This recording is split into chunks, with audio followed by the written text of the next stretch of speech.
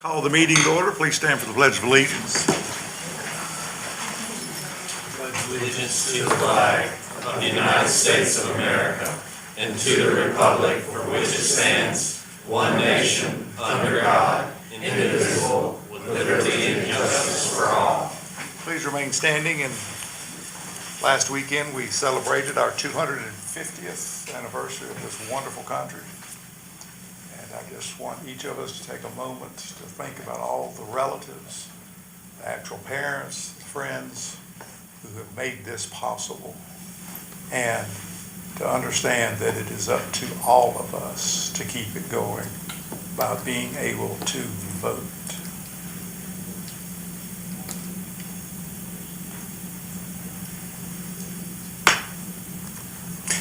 You may be seated.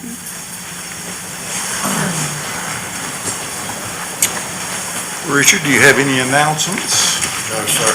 Okay. The ethics statement: in accordance with the Code of Ethics adopted by the council, all council members have a duty to conduct the affairs of the governing body in an open and public manner, free of conflicts of interest. Is there any item on the agenda that the outcome of which will have a direct, substantial, and identifiable physical impact for any council member, his or her family, or close business associates? No. Yes, I will be stepping out for item 12E. My partner and I own a business that owns one of the properties affected by the Ninth Street Bridge project. Okay. Does any council member have a financial interest in any public contract coming before this council today? No. There being none, all council members have a duty and obligation to vote. All right, Richard. All right, starting off with the organizational meeting, the council took applications to fill the vacant position on the council. And if you so desire this evening, you can fill that seat. So turn it back over to the council for your consideration.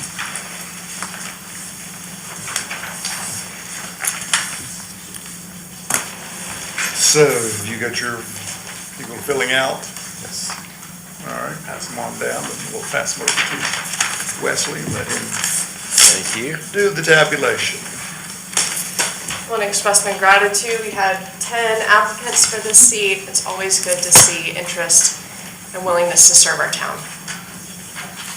And keep in mind, even though this seat will not be up for election in the fall, there will be 3 seats that will be available. Those that wish to sign up, the deadline is noon this coming Friday at the Buncombe County Board of Elections. Mr. Mayor, we do not have a consensus. Each one voted for someone. I've never had this happen. Yeah. So what do we vote? I believe they would vote on these 4 that were selected. I think they just need to do it again. Okay. So I'm not so sure you're limited to the 4 because none of them got any, even got 2. So you got to do it again. I think there needs to be a discussion here. Would you like me to read out the names? Go ahead. We had Lisa Raleigh, Lawrence Lytle, Cheryl Milton, and Brittany Williams.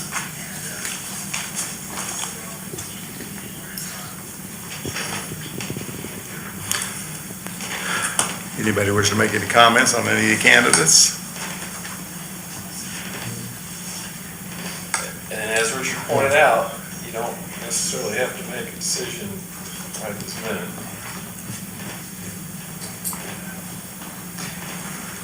I know we're gonna have one absence at the August meeting, so this is the meeting where you're all here, so. Well, that'd still give Try a it quorum. again. Just vote one more time.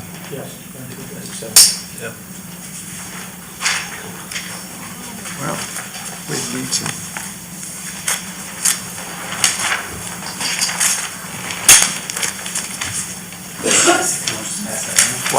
Oh, you got extra. No, they're not extra. We just do- That's why I hand that back. That's Didn't get it. Okay. Thank you, Mayor.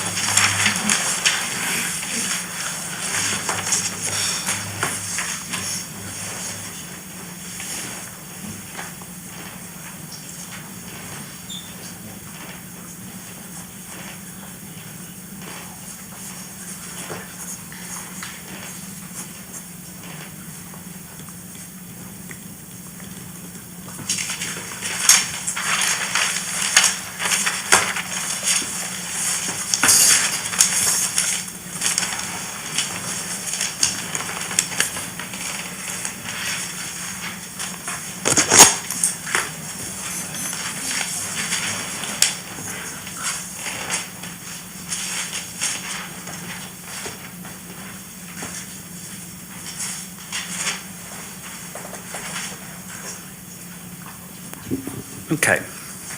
This time we have one for Lisa Raleigh and 3 for Lawrence Lytle.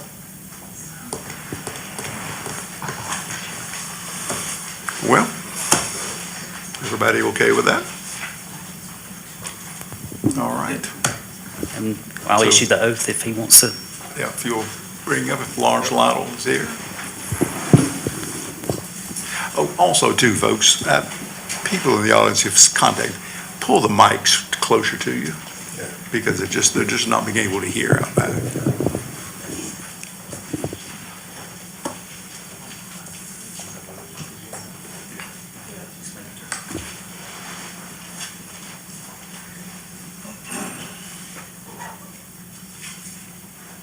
They told us to come right here so you don't camera.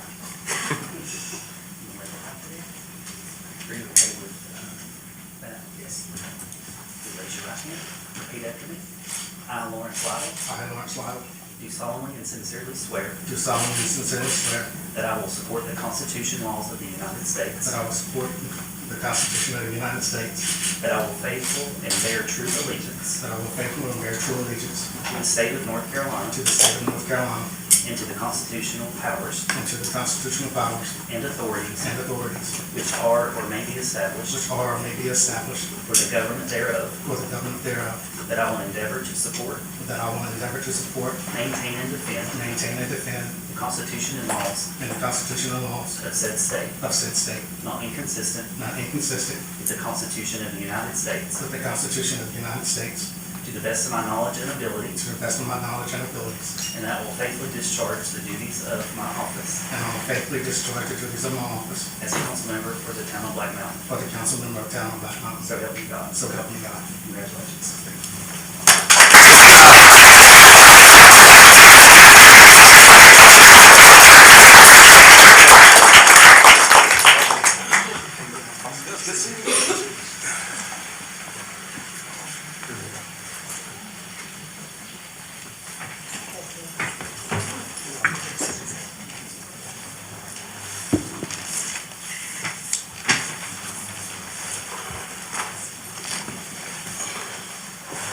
So again, the only two council members that will not be running this fall will be Mr. Lytle and Archie. All right, that being done, The next item, we need to appoint someone to the Black Mountain Swananoa Chamber of Commerce for the executive board, and it is a primary member on the executive board. I think these are all the terms he was serving prior Correct. to his Yeah. top resignation. I'm serving as the alternate, happy to continue, and Councilmember Lytle, I wonder if you would consider becoming the primary member for that board. Sure. Yes. Thank you. I'd make a motion to appoint Councilmember Lytle to serve as the primary member of the Black Mountain Swananoa Chamber of Commerce Executive Board. all right, any discussion on it? If not, all in favor? Aye. All right. Thank you, Mr. Lytle. Okay, the next one is appointment to the Land and Sky Regional Council Board of Directors, and that would be for an alternate delegate.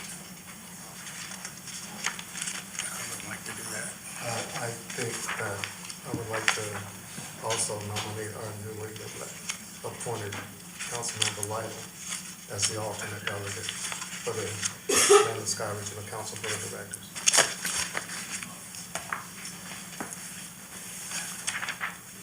You okay with that? Yes, that's. Jumping in. Quick Thank you. learning, quick learning. All right, any discussion? Not all in favor? Aye. Okay. Okay, and the next one and final one is appointment to the Friends of Fonta Flora State Trail Board of Directors. Again, that is as an alternate delegate. Yeah, I'm the delegate on that one, so somebody wants to come up with an alternate nomination. Was Councilmember Hayes serving that role? Yeah. Councilmember Waddle, are you good with being an alternate on that board? With his- There you go, jumping right in. So I make a motion to appoint Councilmember Waddle to the alternate, as an alternate delegate to the Friends of Fauna Forest for the State Trail Board of Directors. Any discussion? Not all in favor? Aye. All right. Okay, Mayor, next Got some item would homework. be, the next item would be the adoption of a resolution recognizing Doug Hay for his services to the town of Black Mountain. I believe someone's gonna read that. Yeah, I have the resolution here. This is a resolution of the town council recognizing Doug Hay for his service to the town of Black Mountain. Resolution number R-26-57. Whereas Doug Hay faithfully served the citizens of the town of Black Mountain as a member of the town council from December 2020 through June 2026. And whereas throughout his tenure, Doug demonstrated a steadfast commitment to public service through thoughtful leadership, careful consideration of issues, and informed decision-making in the best interests of the town, its citizens, and staff. And whereas Doug's passion for recreation and public safety, together with his dedicated leadership during the town's response to Hurricane Helene, particularly in supporting town services, residents, and employees, exemplified his commitment to the Black Mountain community. And whereas Doug represented the town with distinction through his service on the Black Mountain Swannanoa Chamber of Commerce Board, the Land of Sky Regional Council Board of Delegates, and the Friends of Fonta Flora State Trail Board. And whereas the town council wishes to formally recognize and express its sincere appreciation for Doug's commitment, service, and contributions to the town of Black Mountain and its citizens. Now therefore be it resolved that the Black Mountain Town Council hereby wishes to formally recognize and express our gratitude and appreciation to Doug Hay for his dedicated service and sends best wishes for all future endeavors.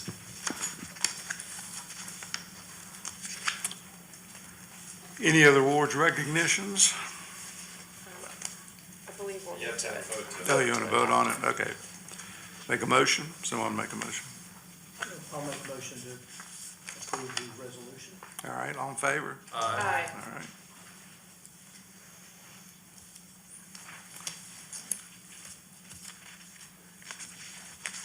All right, moving down to section 4, I'm on the agenda, the first item number 4A is a presentation by the Salvation Army of Buncombe County.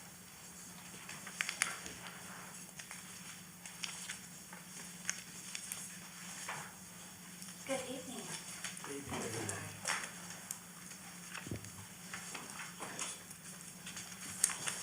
We first want to say thank you for your time and your willingness to have us on your agenda. Thank you very much for that. I'm Captain Sherry Stokes. This is my husband, Captain Philip Stokes. We have actually been in Buncombe County since last June, or 2025. But we were just right across the line in Henderson County for 5 years before that. In the Salvation Army, your officers will move around much like the military.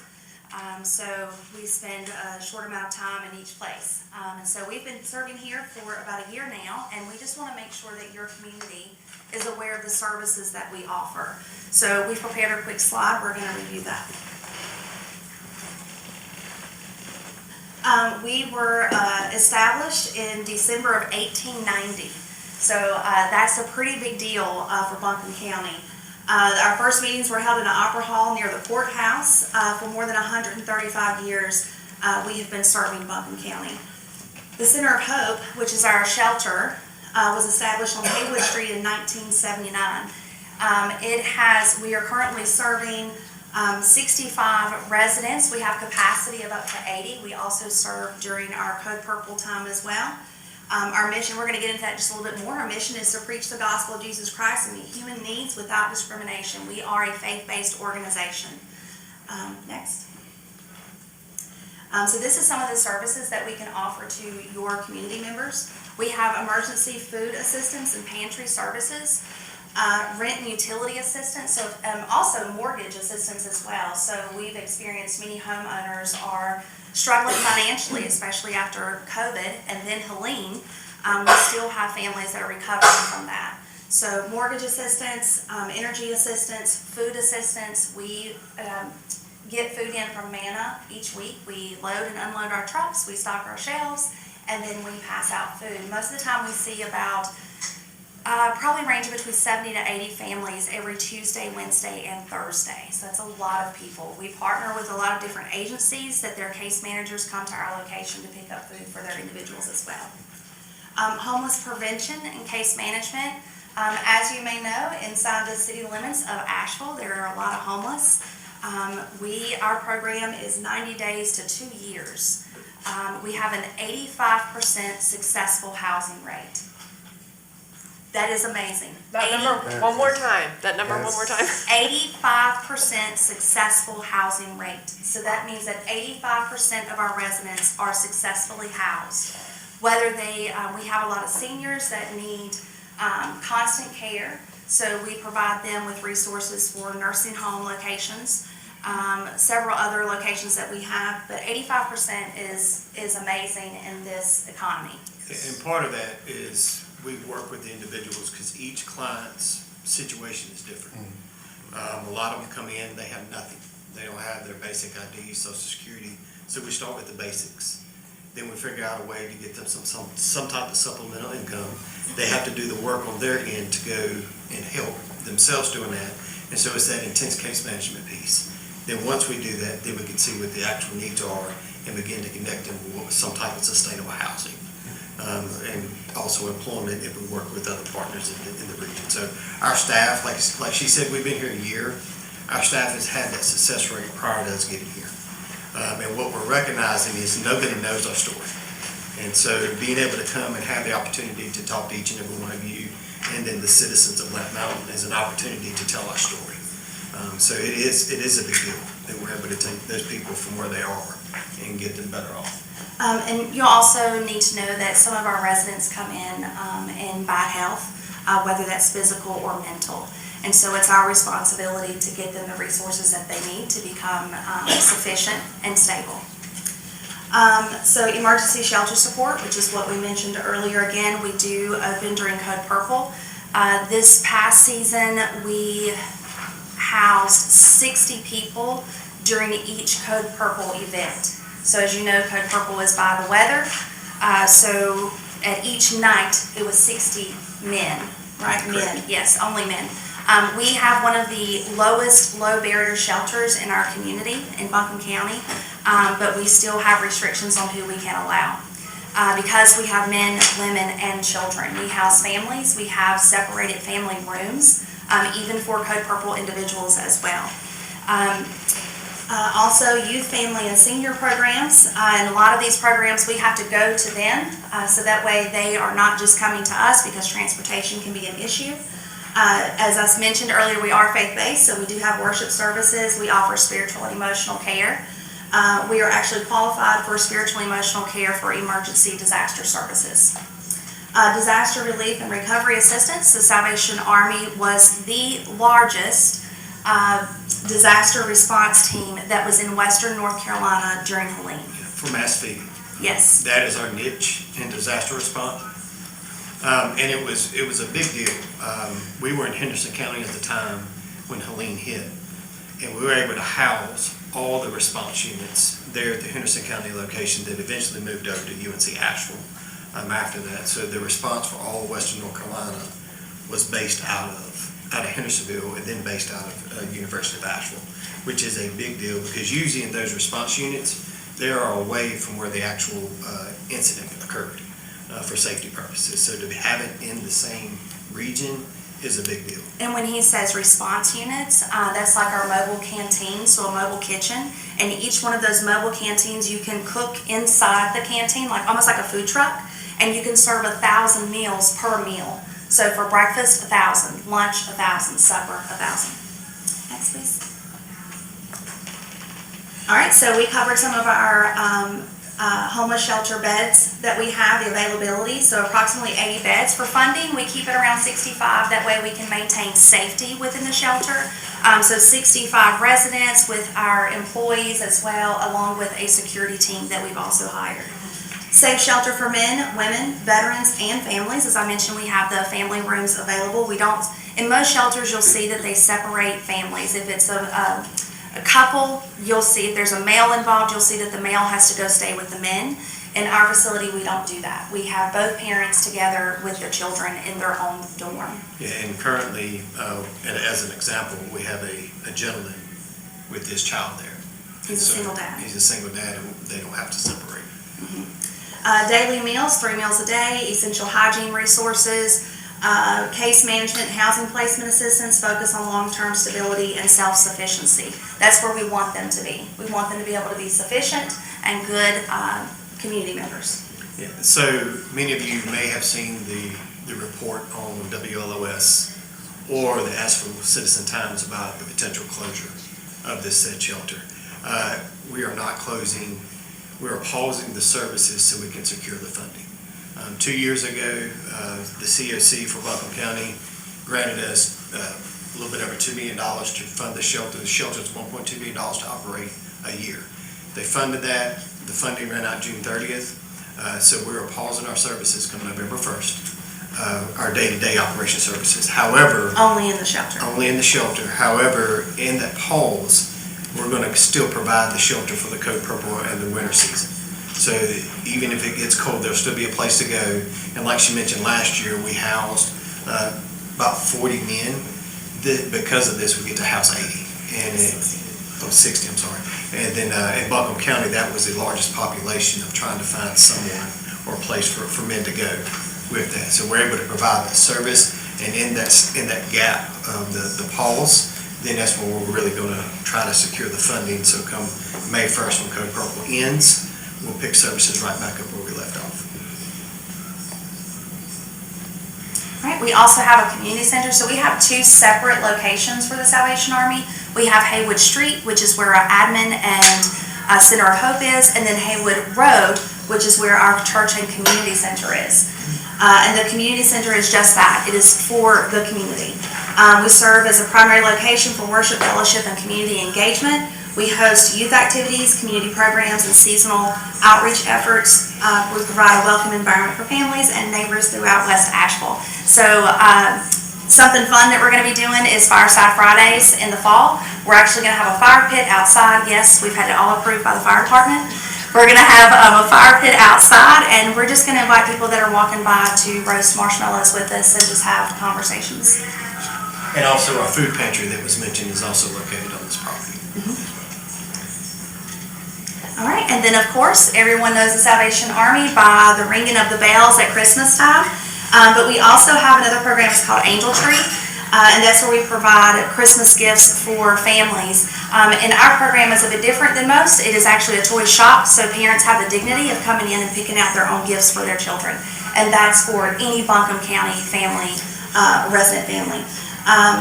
We are always looking for community partners and donors to help with that program. Our Red Cattle campaign raises funds that support ministry and social services year-round. It's important to know that 87 cents of every dollar goes back into the community. So we try to make sure that everything that we receive in gets poured out. We do pay staff that are local residents as well. And then with the kettle season, some people think it's all 100% volunteers, those you see ringing the bell. We employ people. And I've seen success every time I've done this. Even this current year, we would employ some of our residents in our homeless shelter. And then they would get offered jobs right there on the spot in the stores that are doing that. So we look at it as a stepping board to show, hey, I'm not what my past Society says I am, dictates. And so we're excited to be able to provide that opportunity to give individuals. We love to have volunteers. We make more money when we have volunteers. However, if we can provide a job for 6 weeks and to give them some stability during the Christmas season, it's all worth it. The other thing too with our funding, the Christmas season is our largest fundraiser of the year. All of our funding is local. Outside of those ARPA funds we received no government money. And we are solely based on the donations received by the local people, the local citizens, and those who believe in what we do. So there's no pot of money that we can go to our headquarters or any of that. It's all raised here, stays here, which is so important and why we need to get out and just tell our story to the people of the communities we serve. Okay, and then of course, we wanted to make sure that we included a slide about how our community members can help. So that's volunteer, donate, ring the bell at Christmas, sponsor an Angel Tree Child, organize a food drive or toy drive, and of course, if you're a person of faith, pray for those that we serve.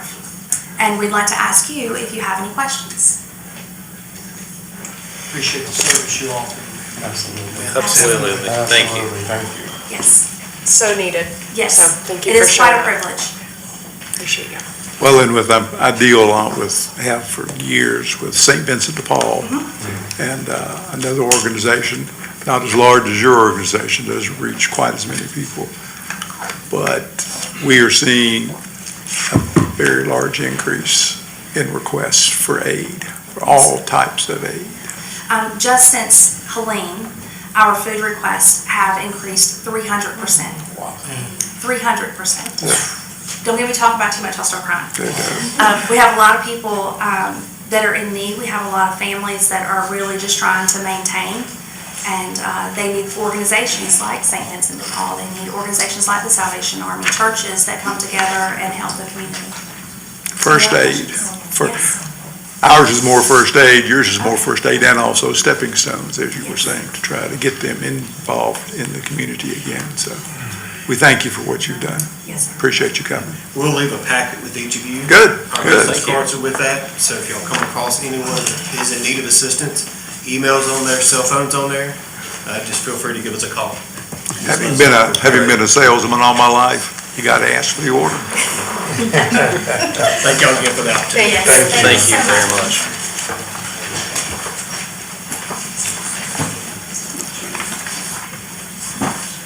All right, Mayor, next item is an update on the Bear Wise program, and our staff, Michelle Kennedy, will make that presentation.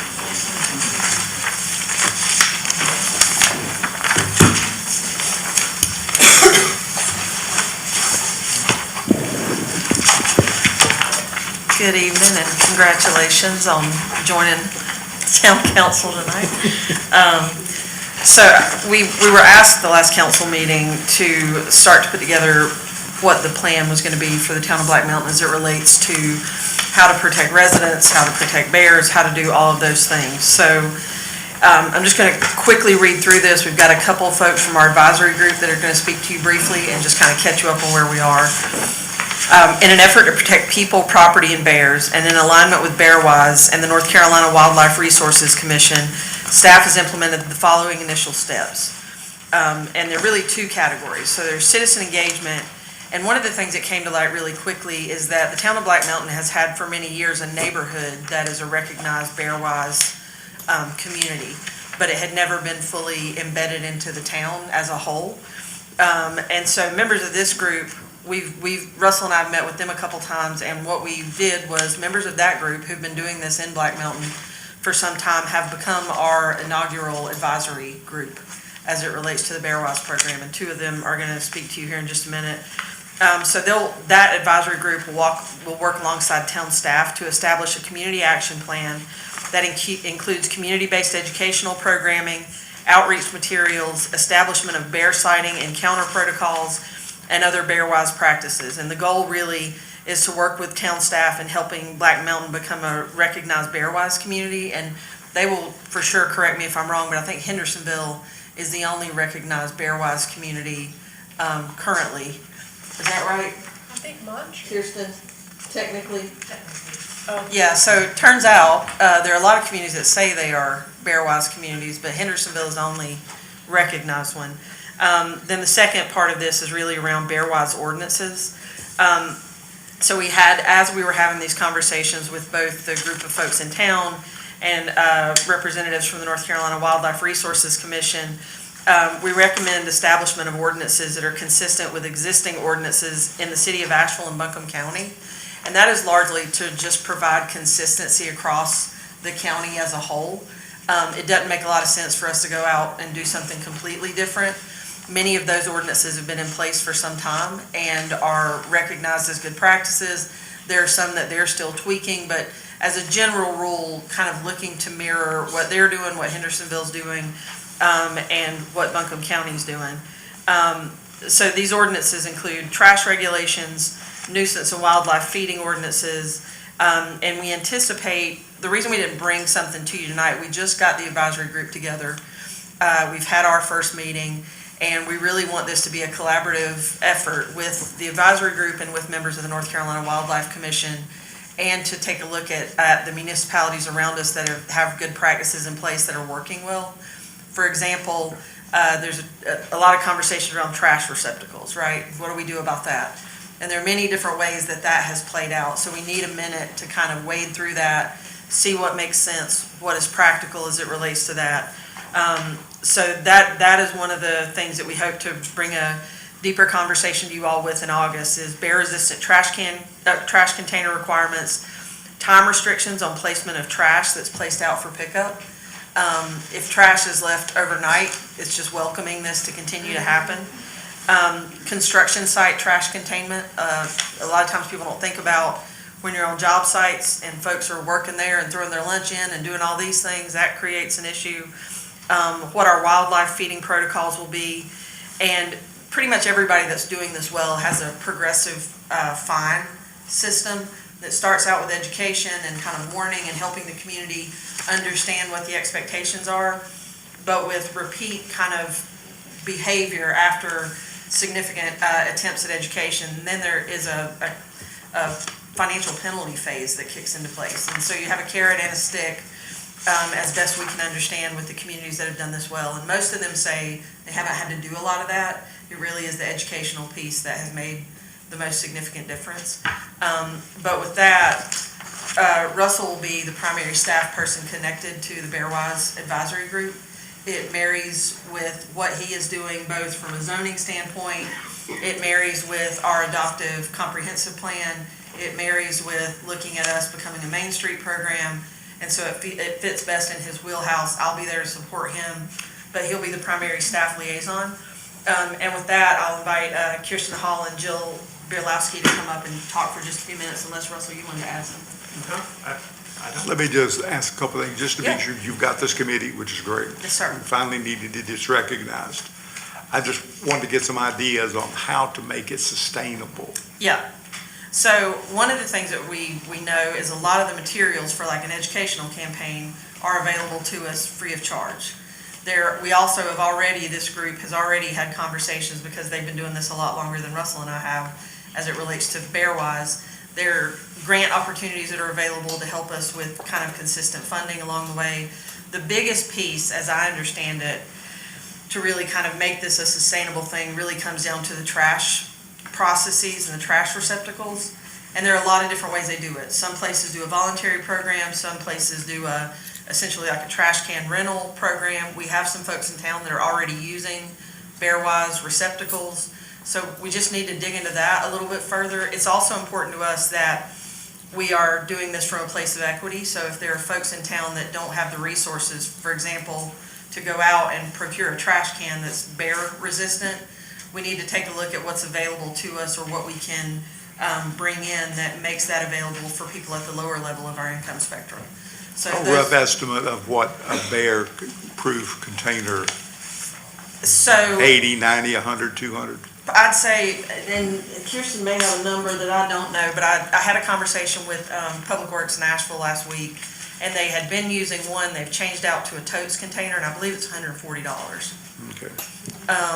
Is that about the right ballpark? Do you wanna come on up and? Yeah. All right, thank you. Appreciate what you're The doing. one that they're looking at is about 140, but there are Okay. some other options, but, good to have examples. I mean, Michelle, you already said it, but I think what we've learned quickly is that there's enough multi-year efforts by other jurisdictions that it's like they've already served as, I don't know what the phrase is, guinea pigs. They or- run a beta, essentially. They've kind of served as potentially our beta to do the rough work to figure out best strategies and best investments. And I think they've discovered that the cans, for example, that they initially started with didn't turn out to be ideal for a number of reasons. There are conversations about locks, but the locks have to be unlocked, and then you have labor hours from a public facility standpoint going into that. These totes containers have essentially a magnetic catch on them. When they get lifted into the garbage, that disengages and allows it to be dumped. So that's what Asheville is actively switching to as we speak. And they've done a lot of research on it, which is good for us because we're able to piggyback behind what they've already done, so. Okay, good enough. I'll let y'all come on up and share a few words if you'd like.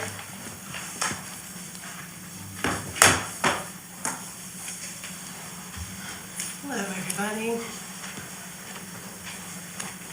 First of all, thank you for volunteering. Yeah, absolutely. Both of you. We are thrilled to be here because, It's taken a little while to get here, it's but taken a little bit to get to Rome this wasn't built in table. a day. It's taken a little bit, but we are thrilled to be here and to be collaborating with the town. I'm going to give just a little bit of history of the Bearwise movement. And I'm going to read it so that I don't miss out any of the timeline. And I don't know. You can just pick, yeah, if you want to pick it up. Oh, I see. I don't want to break anything. You won't break anything. Okay. So I am Kirsten Hall. I live in a neighborhood over by 3rd Street and 4th Street. I became involved with Bearwise in 2019 when I had great concern for the number of bears I was seeing in my yard in the middle of the day. And my children were small at that time, so it was very concerning. I reached out to Ashley Hobbs with NC Wildlife about how to cohabitate with the bears. Ashley Hobbs is the lead biologist in North Carolina with the Bearwise program. By 2021, my neighborhood was one of the first neighborhoods in the nation to be Bearwise recognized.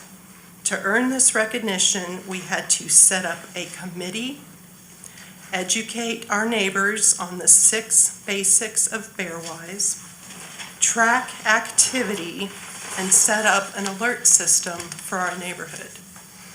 And the NC Wildlife, they had all the resources. We didn't have to create anything. Around this time, 2021, 2022, other neighborhoods in Asheville were doing the same thing and also getting recognized. The Highlands, North Carolina, became the first Bearwise municipality in North Carolina, and Montreat began to talk about Bearwise. Our neighborhood committee started tabling at the Black Mountain Tailgate Market, and we have now been there for 4 years. We have also shared information with community groups and other neighborhoods. Our goal then became to make all of Black Mountain Bearwise. Ashley Hobbs and myself interacted with town leaders over the past 3 years, which included several individual meetings with department heads and also Bearwise presentations at Town Hall. And I just would like to thank Fred and Kerrigan for all their coverage over the years of this movement. I even brought some of the newspaper just when Ashley presented at the town, even back in 2022. In 2023, Buncombe County adopted a nuisance feeding ordinance, and Asheville adopted the same language for feeding. And I just want everyone in here to know, it is not illegal to feed the bears. As crazy as that sounds, it is not illegal to feed the bears. It's crazy. Then came a hurricane, and a lot of the Bear Wise effort was stalled. Early this year, 5 bears were shot in our town, and NC Wildlife had to do it. It's not easy for them. This was the result of negligent human behavior. The bears had become tolerant of people and depended on them as a food source. Birdseed and trash are the biggest attractants for bears. Mayor Sobel then called a town hall meeting at the library to discuss our bears. At this meeting, several of us who attended decided to create a town-wide Bear-Wise movement. And it is called Black Mountain, North Carolina Bear-Wise Community. Bear-Wise is a national program. It is the same in every state, and it is run by the state wildlife commissions. And I will now let my co-leader, Jill, explain everything about our new group. I will say though, I think it's important that Ashley with the North Carolina Wildlife Commission has agreed also to participate in our advisory group, which is significant. To have really kind of the lead person from the state in that role is very helpful and wouldn't have happened without these ladies. Thank you.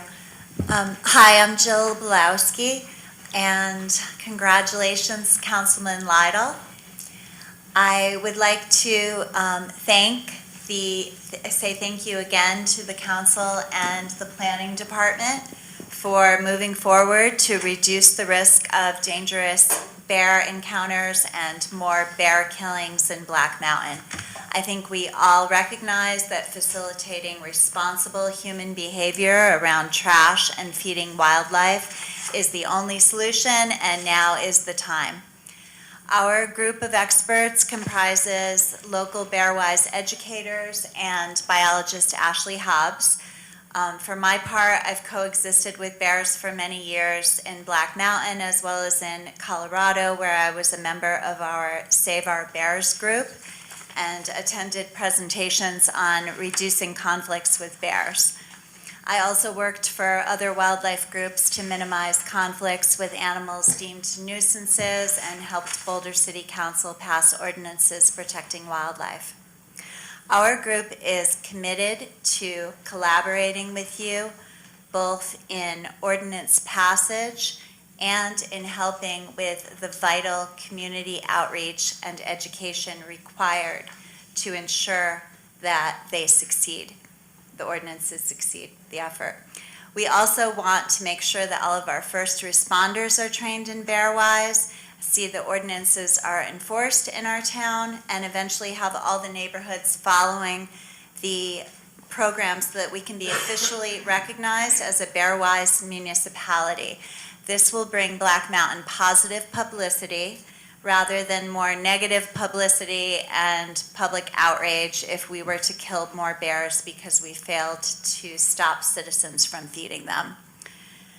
The Bear-Wise program is based on these 6 tenets: never feed or approach bears, secure food, garbage, and recycling, remove bird feeders when bears are active, never leave pet food outdoors, clean and store grills properly, and alert neighbors to bear activity. And as mentioned, I know the town is looking at Highlands, which 5 years ago made history as the country's first certified Bear-Wise community by passing strict ordinances against intentional feeding and mandating bear-resistant trash carts. According to town officials and Bear-Wise, this resulted in a noticeable drop in emergency calls to local police and sanitation officials regarding bear encounters. Town leaders confirmed that the structured ordinances and community compliance directly resulted in fewer unsecured food sources forcing black bears to forage in the forest rather than in our neighborhoods. Piecemeal efforts don't work. Ashley Hobbs noted that Highlands didn't go halfway. They went all in, and because of that, they will see the benefits for years to come. I urge Black Mountain to go all in as well and to stick with this effort to protect both our community and our treasured wildlife. Thank you. And I'll just to add two quick things. Actually, let's do this for a second. Sorry, I kept saying Hendersonville, and mine was not working. To clarify, because this is a question that's come up a lot, nobody is saying we're outlawing bird feeders. The issue is if there is activity in your immediate area, it kind of falls into that alert system, and you would say, hey, we've got bear activity in your area, you need to bring your bird feeders in while there's heightened activity.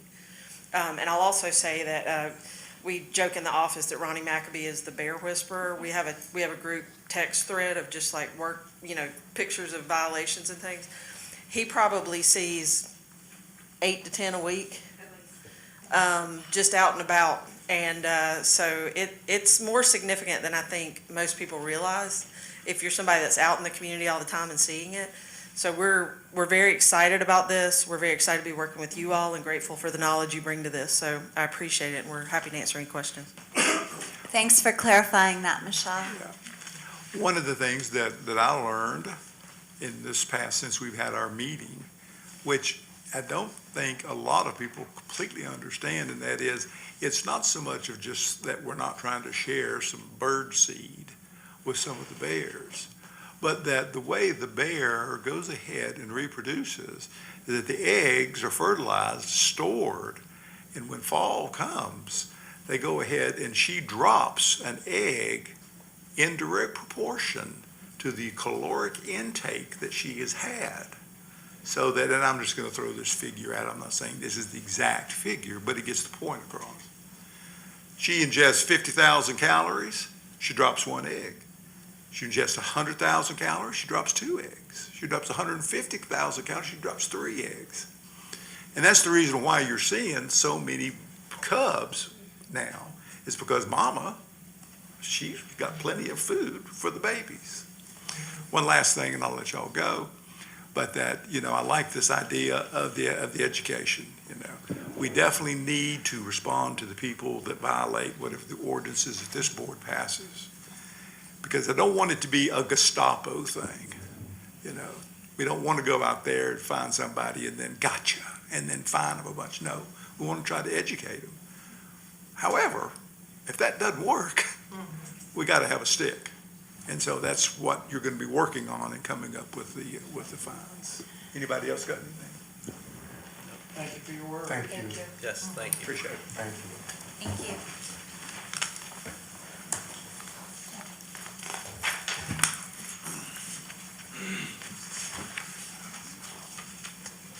All right, next item is a presentation on the Fairway Drive, Tomahawk Avenue Stormwater Project. Where I think you asked that they come make a presentation and also give sort of a history of where this project started. And I think Max will give you an update on sort of where it is today.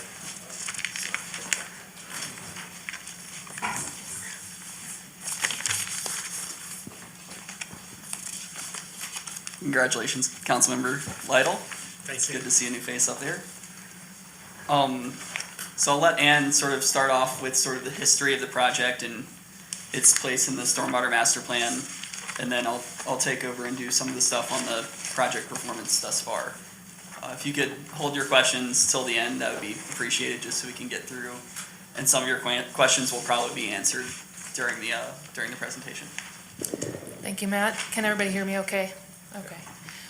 Thank you for the opportunity to present about this. My name's Ann Phillip. I am the I implement the stormwater program for the town, and I'm also the floodplain administrator. So that is my involvement in stormwater projects.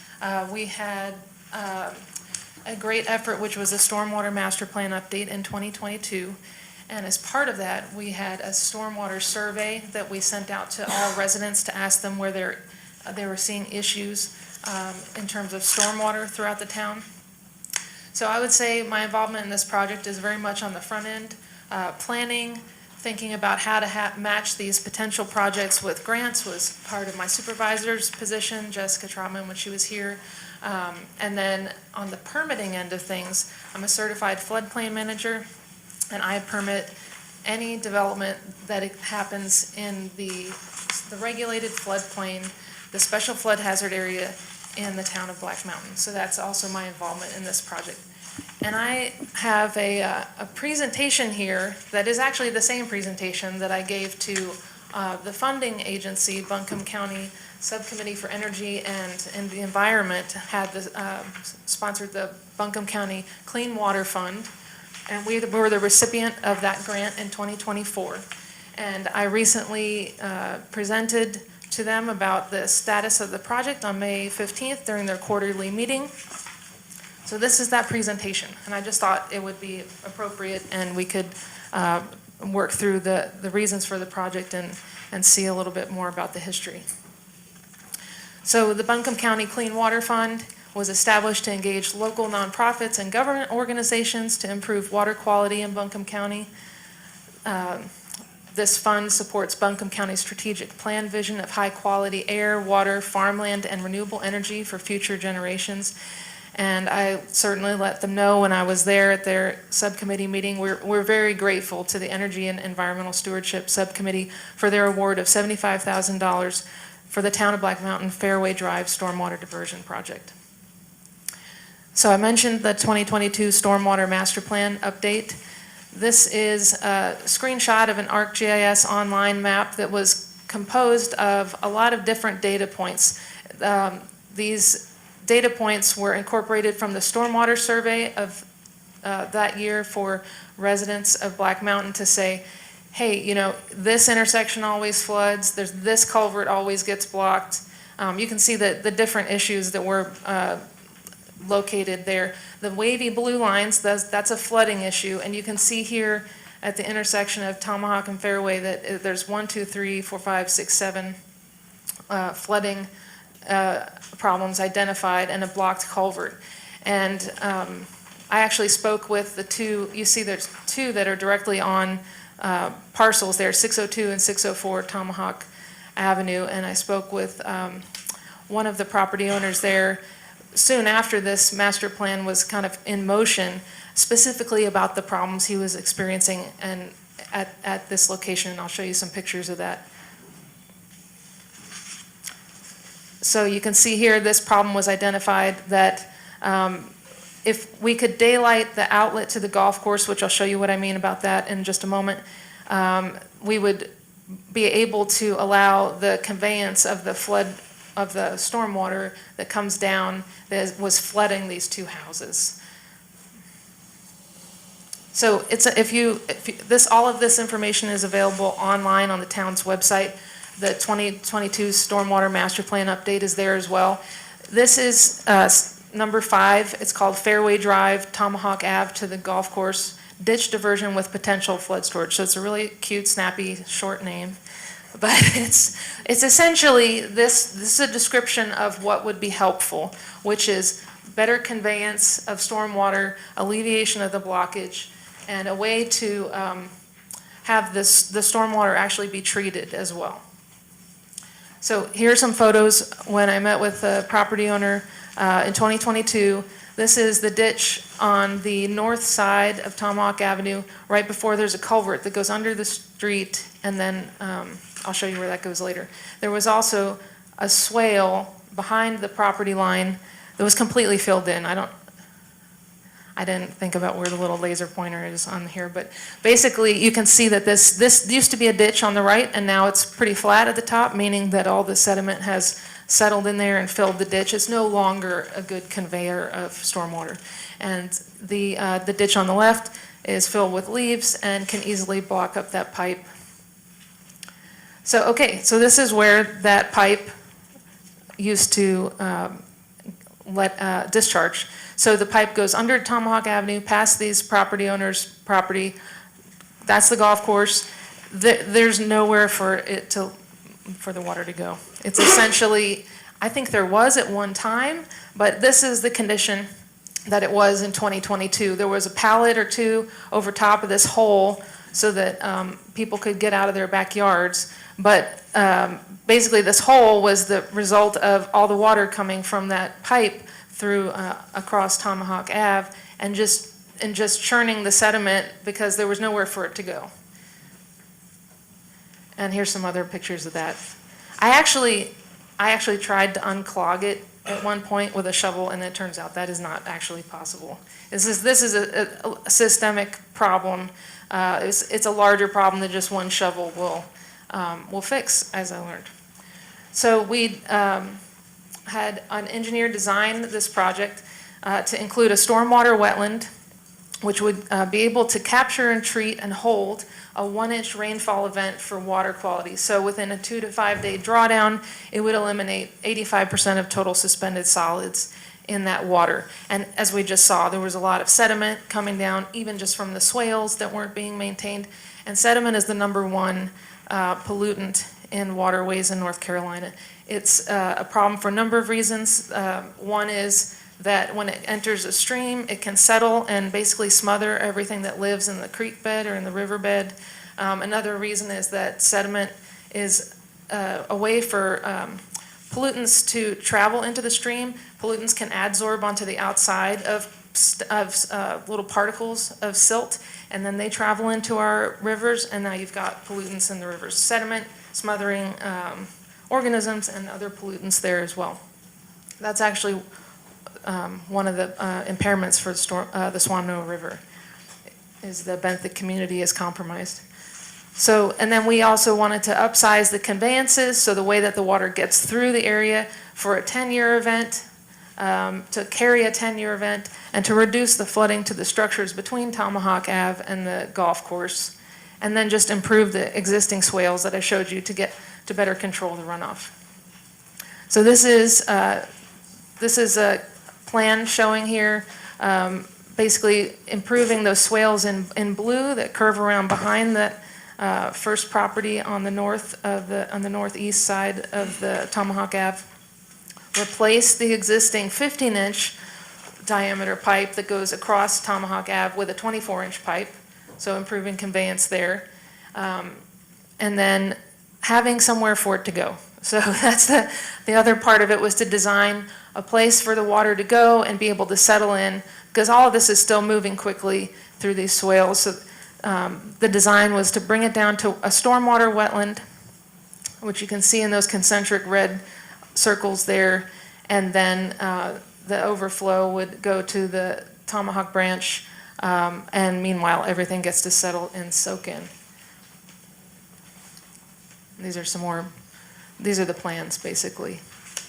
And in the stormwater wetland, it was also identified what native plants would be good at each zone. So the zones that would be mostly inundated have a certain list of plants, and then the zones that are exposed to desiccation or drying out have to be different plants. So the plan is not just to put a hole there and allow water to soak in. The plan is to also plant and vegetate it so that it can take root, and the plants actually clean the water as well. So the roots take up pollutants like extra nitrogen and break it down and use that to grow, and then the microbes in the soil also will clean the water.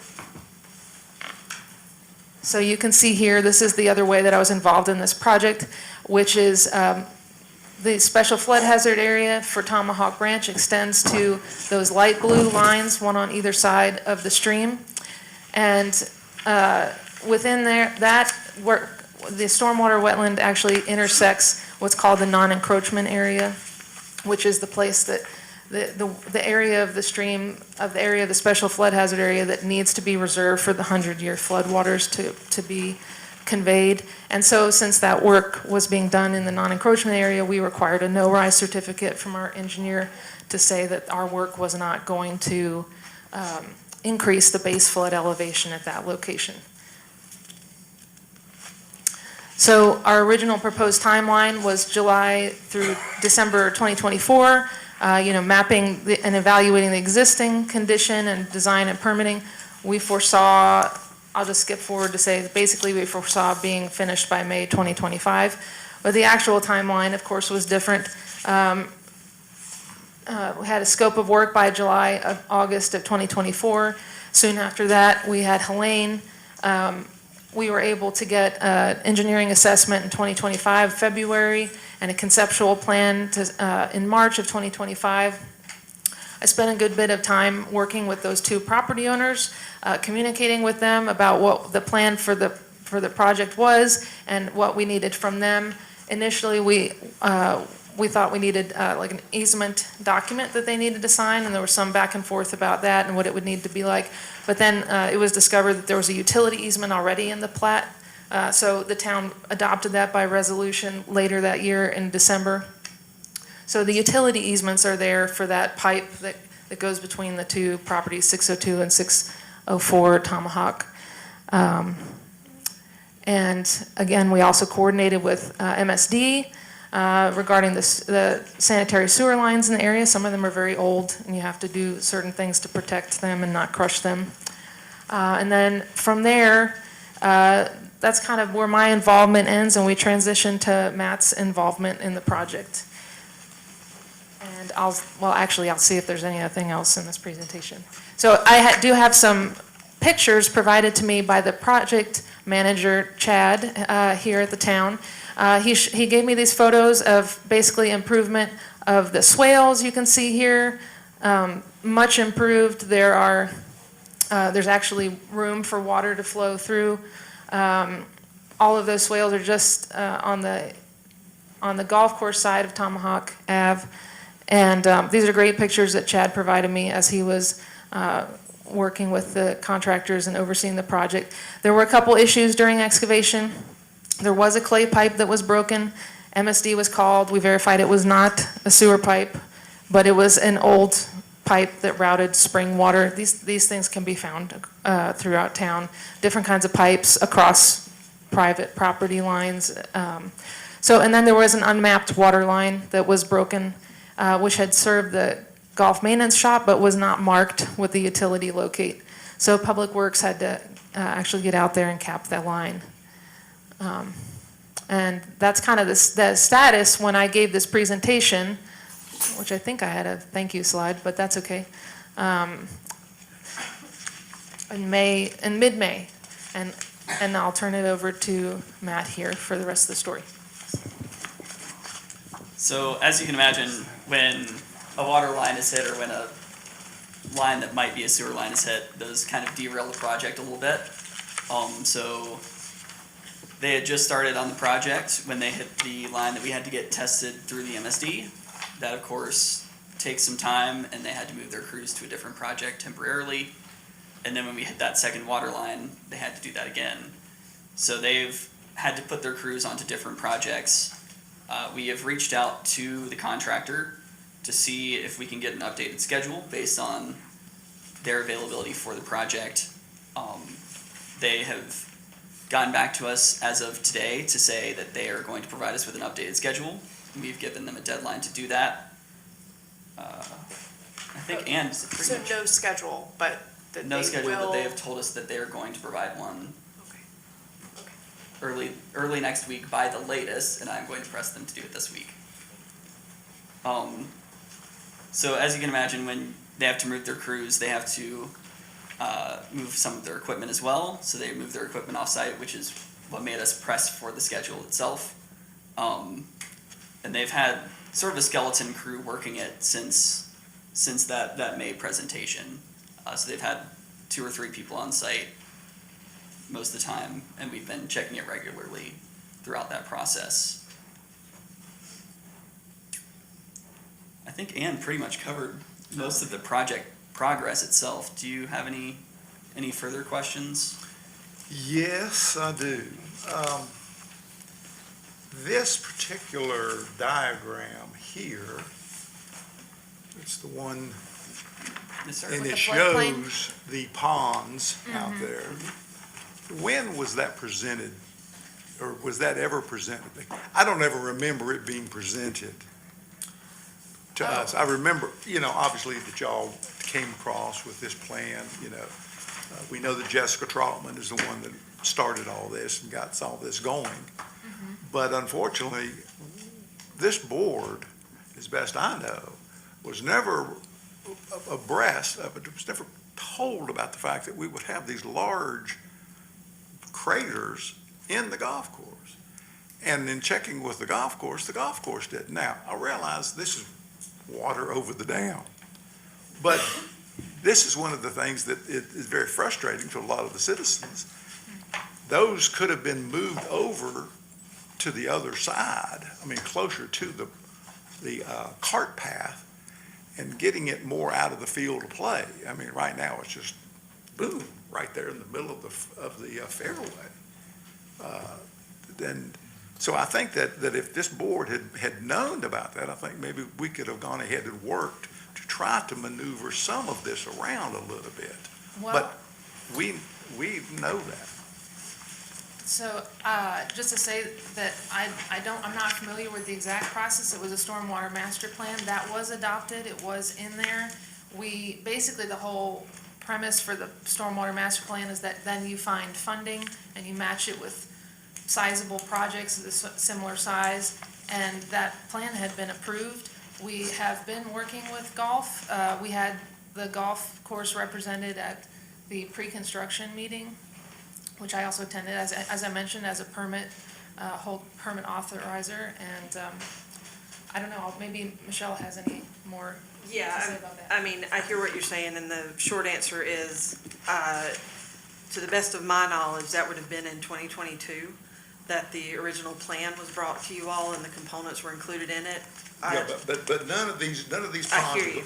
The idea of stormwater plan, great. The idea, because I know from having been out there, not in one, not in two, but three rainstorms, I've sat there in the truck and gotten out and noticed where that water's coming. It's coming right down Fairway Drive. It's coming down the 6th fairway. It gets into that ditch, and then a lot of it will come across, but the ditch is partially full. Right. But then again, the pipe that goes under Tomahawk is larger than the pipe that Right. goes into the swells. That's right. And so that then most of this water comes over, a lot of it came over and went right over the green. Right. So when I heard this, I thought, oh, this is exactly what they're gonna do. They're really gonna be addressing this. Yep. But there were never any specifics about it, because Sure. I remember asking Jessica Trotman about it, and she quickly went through her spiel and never did address the issue. So just to try to give a little bit of clarity, so what happened kind of in the transition of everything, as Jessica was leaving her role and formally transitioned under planning, and she's now officially part of the planning department, simultaneously, those projects that Jessica had were being handed fully to Matt. And there was, I think it's fair to say, there was a lot going on and some disconnect. So one of the things Disconnect from the board. that may be true, absolutely. From the board. It is true. Well, there was disconnect for us too. And so one of the things that from our end, we hear, that folks are like, what's happening and what's going on with it. There was some, I'm from a school of thought of you have your in-house experts as part of your procurement process. There's a reason for that, right? They know what to look for and what you're looking at. And that kind of got missed in the transition of everything. And so that was absent. So Ann was getting the information about what was happening with that project once we'd already hired a contractor. And that creates issues and creates slowdowns and creates problems. I honestly, you're probably 100% right. I have no idea what was shared with you all in 2022 or what was not shared. We're only able to operate under the information that's been kind of passed down to us. So I think all across the board, there were some disconnects around the way things were happening. So what you see now is, as this started, and coming in to make sure that we followed the guidelines that we needed to follow, including things like the thing to capture the silt runoff from the drainage pipe. That was an issue that had to be addressed. So I think there's some, I would say, I think Matt would agree, there's some significant lessons that have been learned through this process. One of the things that we've established is that our project management team now has regular meetings with the planning department, so that we are all on the same page and working in tandem instead of this kind of silo-based approach that seems to have been a little bit of a norm. Well, I And so- hope that the process is better than what it has been in the past, because there has been planning, there has been communication between planning, and that, unfortunately, it was over there. Sure. It was never brought into here. I We have understand been that. kept in the dark for a lot of projects, this being one of them. Our goal in this, and I'm speaking for Matt again, but dive in if I'm wrong on this. We came together last month and said we need to have regular project meetings. That involve planning, that involve Matt, that involve Chad. We all need to be on the same page, know that we're all operating in unison, and then be able to give reports back to you all at council meetings so that you're up to speed on where each of these projects are. We've got 41, maybe more, projects happening. You need to be informed. You need to be informed sooner rather than later, not some 11th hour catch you up kind of thing. Well, then that's where we are, so. And I get it. Okay, where are we with the project? Yeah, I know you just said that you haven't got a completion date. But where does this, how is this affecting the golf course? Right now, we're probably gonna open up the golf course, I use that nominative plural loosely because it's gonna be Sure. Brent that's opening it, but prior to the end of this month. So we're gonna have to make that a par three. Now, was there any indication as to what was gonna happen with that hole from going from a par 4 to a par 3? So as it relates to that, I will defer to Matt from a project management standpoint, because to date, from a planning department standpoint, I've never seen the actual contract with the timeline or with those steps in it. So I can't answer that because I don't have that information. So I'll hand that back to you. So as far as what is needed to open the golf course, which I think is the main scheduling concern here, Jamie, the public works director, and I, as well as Chad, met with the engineer on Thursday of last week, and we discussed what of this can be phased in the process so that we can finish the stuff that is on the fairway prior to the other parts of the project that need to happen. So you can see there's a stormwater pipe over on the far left there. We basically discussed phasing that to where that doesn't need to happen before the golf course can open. The two remaining parts that have yet to be started are the two pipes that are connecting over the cart path between the part that comes from the road and the pond itself. So the main parts that need to be completed in order to make that happen are the pond itself and just finishing it, the rough end's already there, and the two pipes going into feeding it. So could you put some emphasis on that middle blue pipe there? Because that's what's gonna be close to being in play. Because it's gonna have to be a par 3 at the north side of that pond, which is where the tee box will have to be. And if that ditch to the left is dug between now and the end of the month, then that'll be out. Yep. And we discussed, Focus on that and try to get that done. we've discussed as well, if the contractor performance continues to be subpar, we can figure out in-house how to do the rest of this work as well. We had that discussion with the engineer to see what equipment would be needed between our public works staff and the engineer of what needed to be completed for the project. And so we've discussed that since most of the rough end has happened, large equipment is not necessarily required to do the rest of the work. So if the contractor performance continues to be subpar, then we can finish the work ourselves. We have knowledge that the contractor is experiencing financial difficulties. That is my understanding right now.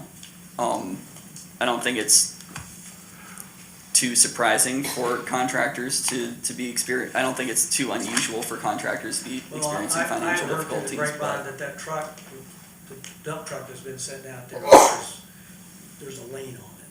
And that's the reason it's sitting out there. Is that true? that, I can't verify that. I can say that I've heard that through the grapevine as well, and we're looking into that a little bit. What about the actual cost here? What is the total projected cost of the project? How much have we already paid and how much money have we received in? So the total projected costs were $143,892.50. And so far the contractor's been paid $106,000. what do you anticipate will take to finish it? Can we get it done for $37,000? I won't say yes or no definitively to that, but I think it would be around that. So there's a good chance that this will go over and we're gonna have to I go to the piggy bank. I would say it's about 50-50, but looking at the contractor bids from the bidding of this project, that would still end up under the other contractors who bid on the project. One last question, but myself, the board can then ask questions. That pipe that is under, if you come down Fairway Drive, come to the stop sign, cross over Tomahawk, go to where the two cabinets are for the City of Asheville Water Department. Yep. That pipe there, is that pipe gonna be increased in size?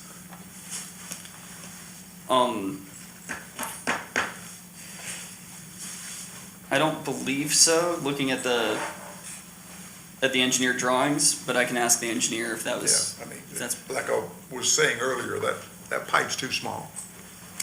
Anybody else got any questions they wanna? I have a question. Yeah, Yep. go ahead. Do you expect that the contractor is gonna be ready to go and that or will be better served doing it ourselves?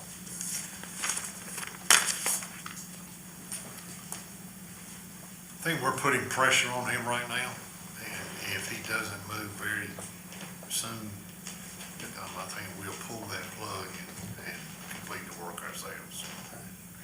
I think we've kind of been working to see what our options are and preparing our options in case they don't follow through on this.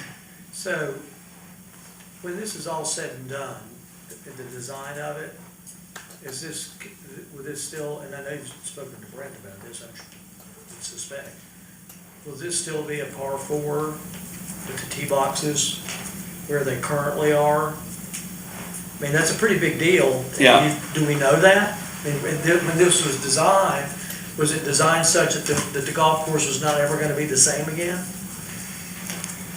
I think that would be more of a Brent question than one that I would want to take, but. And again, I'm wanting to get that answer too. Yeah. Yeah, But these two folks right here are not responsible for that. Now, I'm not saying that you're, Right. accusing them of it. Right. But I mean, Ann has done a wonderful job on this. Matt has. Unfortunately, you were handed something that was not of your doing. But we've all got to try to figure it out. Yeah. That's a pretty big issue, because that's right. the number one handicap. We have a Yeah. project team meeting It is. tomorrow. We can certainly get an answer to that and get an email back to you all following that. Because if there's something we could do, Oh, yeah. if the town's gonna finish this thing, if there's something we could do to maintain the integrity of that golf hole, that's very important. That's the number one handicap hole on the course. It is. It is. So, And turning it into par 3 really changes the dynamics Yeah, of the course. I think in our meeting tomorrow, we can run that down and get a Yeah. better answer. Yeah, The mayor's exactly right. Yeah, we don't know. Either of these folks can answer that. right. Thank you. anybody else got anything? Thank you, it's good. Thank you, appreciate it, thank you, appreciate it. And again, we're not blaming you.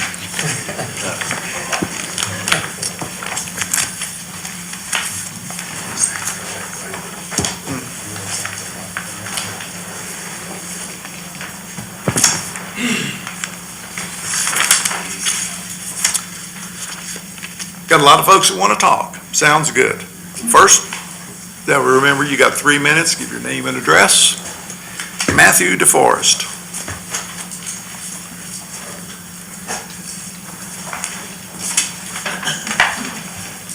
Hi there, my name is Matthew DeForest, and I probably won't even need all 3 minutes. I just want to speak up and voice some support for the ordinances for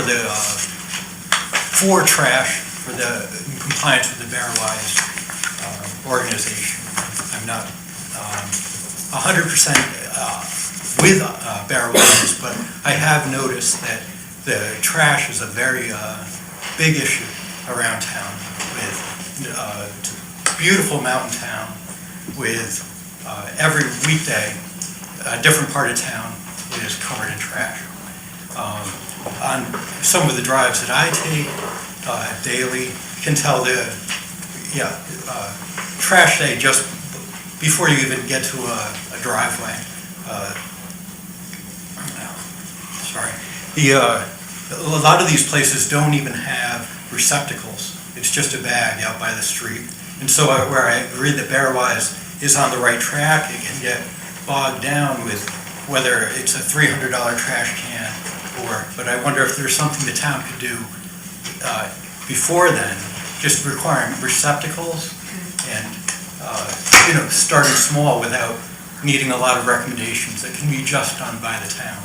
Also, something like Montreat where they have the convenience station, somewhere that people can take trash if they're going to be out of town and all these other reasons that people do leave really just garbage bags on the side of the road. Good enough. And yes, and I'm new to Black Mountain, but it's a beautiful mountain town. Thank you for I coming really here. wish that Appreciate could it. get done. Ken Floyd.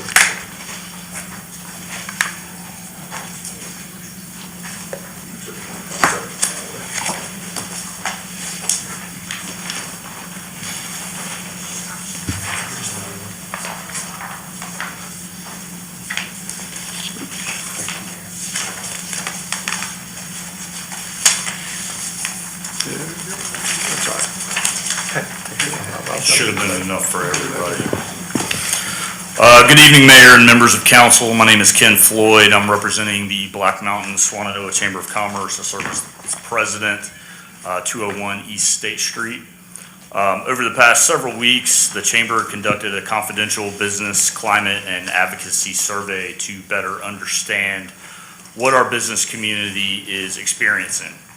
33 businesses participated, representing a broad cross-section of our local economy. Tonight, I'm not here to share my opinion, I'm here to share theirs. The good news is that our business community remains resilient. More than 3/4 of respondents are optimistic about the next 12 months. They believe in this community, they believe in their businesses, and they want to continue investing here. But optimism should never be taken for satisfaction. Business owners consistently identified rising costs, customer demand, tourism, parking, and government processes as their biggest challenges. While every business has different experiences, one theme appeared over and over again. They want government to be a partner, not an obstacle. Many respondents praised individual town employees for being responsive, knowledgeable, and willing to help. Those positive stories deserve recognition because they show what is possible when business and government work together. At the same time, many others describe frustration with permitting, inconsistent communication, lengthy processes, and uncertainty that makes investing in Black Mountain more difficult than it should be. Those concerns were repeated through the survey and deserve our attention. One of the strongest findings in the report was this: businesses are not asking for special treatment. They're asking for predictability, they're asking for transparency, they're asking for communication. And they're asking to have a seat at the table before decisions affect their ability to invest, hire employees, and serve our community. The Chamber is committed to being that bridge. Our goal is not to criticize, our goal is to collaborate. When businesses succeed, our employees succeed. Our nonprofits benefit, our tax base grows, our downtown stays vibrant, our community becomes stronger. I would encourage this council to continue building relationships with our business community, not only when there's controversy, but consistently. Visit businesses. Ask questions, listen before issues become conflicts. The survey also showed overwhelming support for continued chamber advocacy. Our businesses want us to bring people together and help solve problems. We intend to do exactly that. Let's work together to make Black Mountain known not only as one of North Carolina's most beautiful towns, but also one of its most business-friendly. Good. Thank you very much. Thank you. Cheryl Pitt.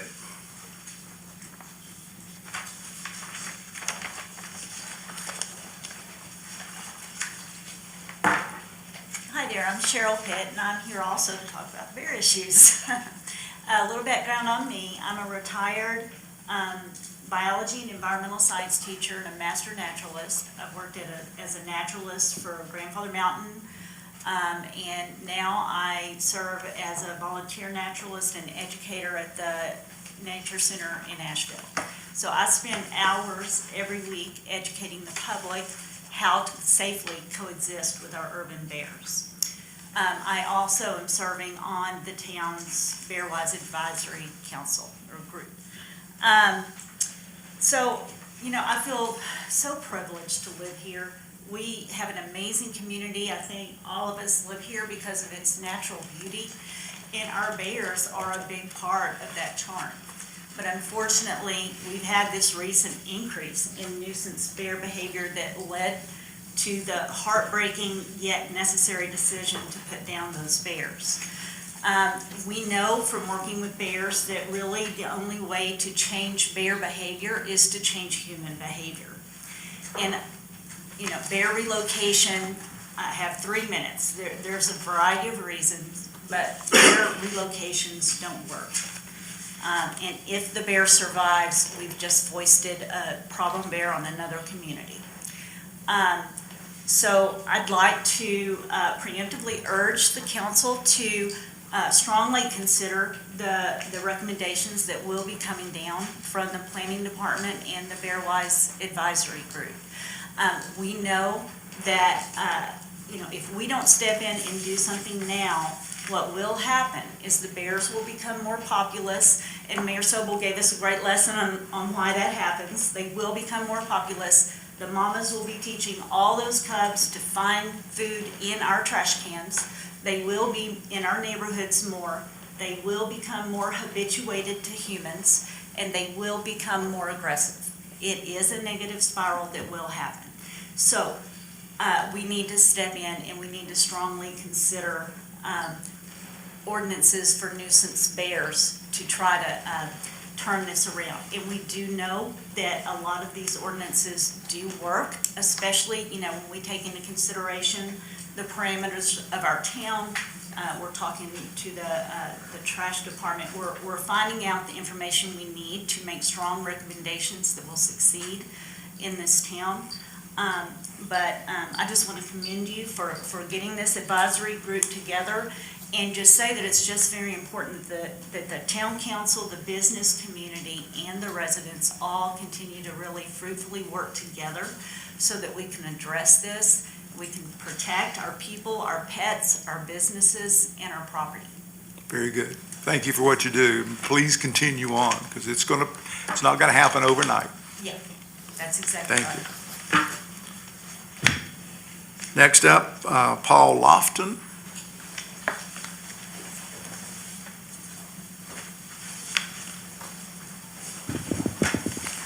Thank you very much. I'm Paul Langston. Langston, and I'm on excuse staff with Baptist on Mission. We constituted in 1977 as North Carolina Baptist Men, but in the ensuing years, we recognized that there were 2 inaccuracies related to the facts of who volunteers in that name. So for over 20 years, we've done business also under Baptist on Mission. In fact, that's the name we normally use, because 40% of our volunteers come from outside of North Carolina. 60% of our volunteers are either women or students. So the perception that we're a bunch of men volunteering is wrong. That's not correct. We are one of the disaster relief organizations in the state. When a disaster hits North Carolina, there are 100 or so people in the Emergency Operations Center in Raleigh. 4 of those seats at the table are folks that are from Baptist on Mission. After Helene, we prepared 493,000 hot meals in western North Carolina that were served by people like Salvation Army, Red Cross. Nobody prepared anywhere near that many. We have repaired to date in western North Carolina 1,020 homes. We've completed repairs through our 5 rebuild centers, one of which has been operating out of First Baptist Swannanoa. In the next 2 to 3 weeks, we plan to be moving that to the site here at 1114 Montreat Drive. It's been about a year in renovating the property that, as you know, was an eyesore and a danger to the community. So we have almost completed repairs on that. Many of the repairs interior were done by volunteers. And I said 1,020 that we've completed. We've got 200 nearly that are in progress right now through the 5 sites, repair projects, 25 new homes. And then on top of that, we've got about 500 more that we have not even addressed yet. When we open a rebuild center, we initially, for the first 2 to 4 years, work on the storm. If we stay long-term, we transition to a mission camp. And the mission camps, the age limit goes down. Rebuild has 14-year-olds and above. Right now, the volunteers working at the Black Mountain Center are Mennonites from Pennsylvania and New York. The age will drop once it becomes a camp, and that number will go down to 10-year-olds. So we're thankful to have been able to operate in Buncombe County and surrounding areas for 21 months, almost 22. And we look forward to doing it with the extension of the emergency housing zoning permit for the next year. So, thank you. Good enough. Thank you, sir. Next up, Richard Weeks. Okay, so I was with him, so he spoke. All right, very good. Thank you. Frank Capelli. When I'm about to speak, it's just during public comment. It is not about our new business item. So I do intend to speak about our new business item during that public comment section.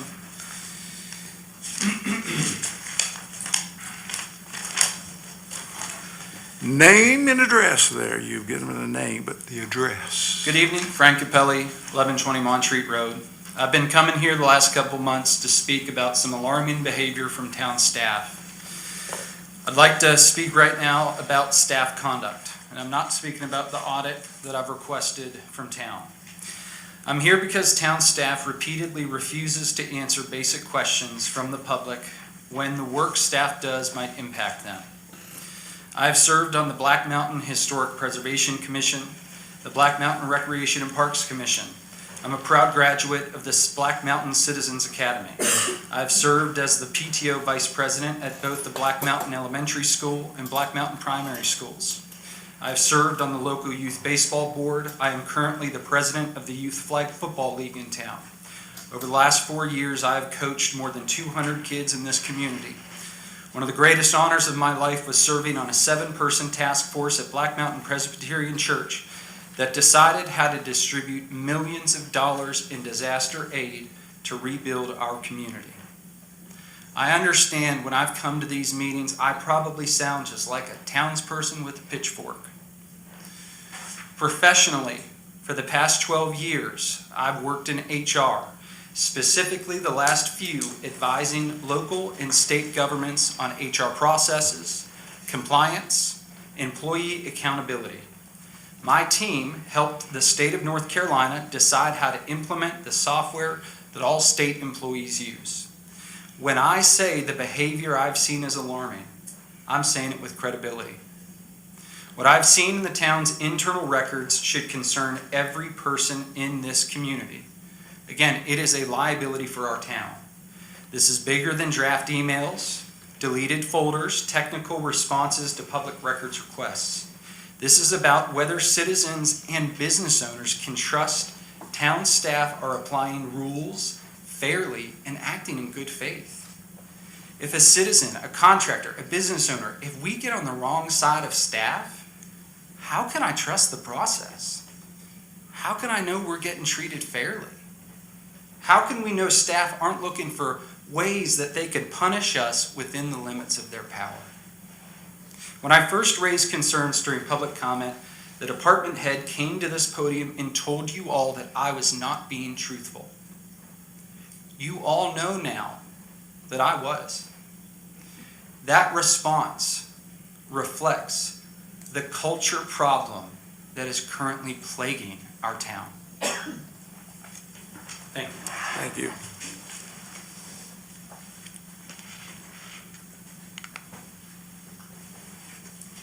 Cheryl Hyde.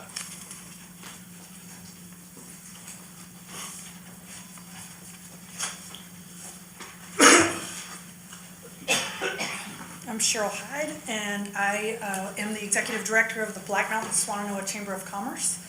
Our address is 201 East State Street in Black Mountain. I do live in Montreat, but I work in Black Mountain. As the executive director of the chamber, I get to talk to business owners, residents, visitors, nonprofit leaders, volunteers, and elected officials almost every single day. One thing is very clear to me, that this valley is full of people who care and that they want results from our local officials. They don't always agree on every issue, but they want to see it thrive. They want to see us thrive. The chamber's role is to be a bridge. The most important job that I do, or that we do, is to advocate for our businesses. And we believe that strong businesses, strong neighborhoods, and strong local government all depend on one another. Not a single one of us succeeds alone.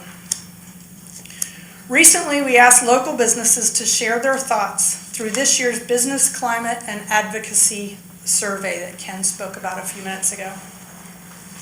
I'm the only person who's actually seen every single one of their responses, and I'm the only person who knows who said what. I sure wish I could share it all with you. You guys need to know what's going on.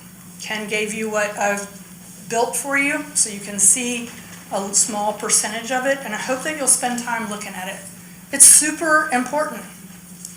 People want to know. People want you to know what's going on.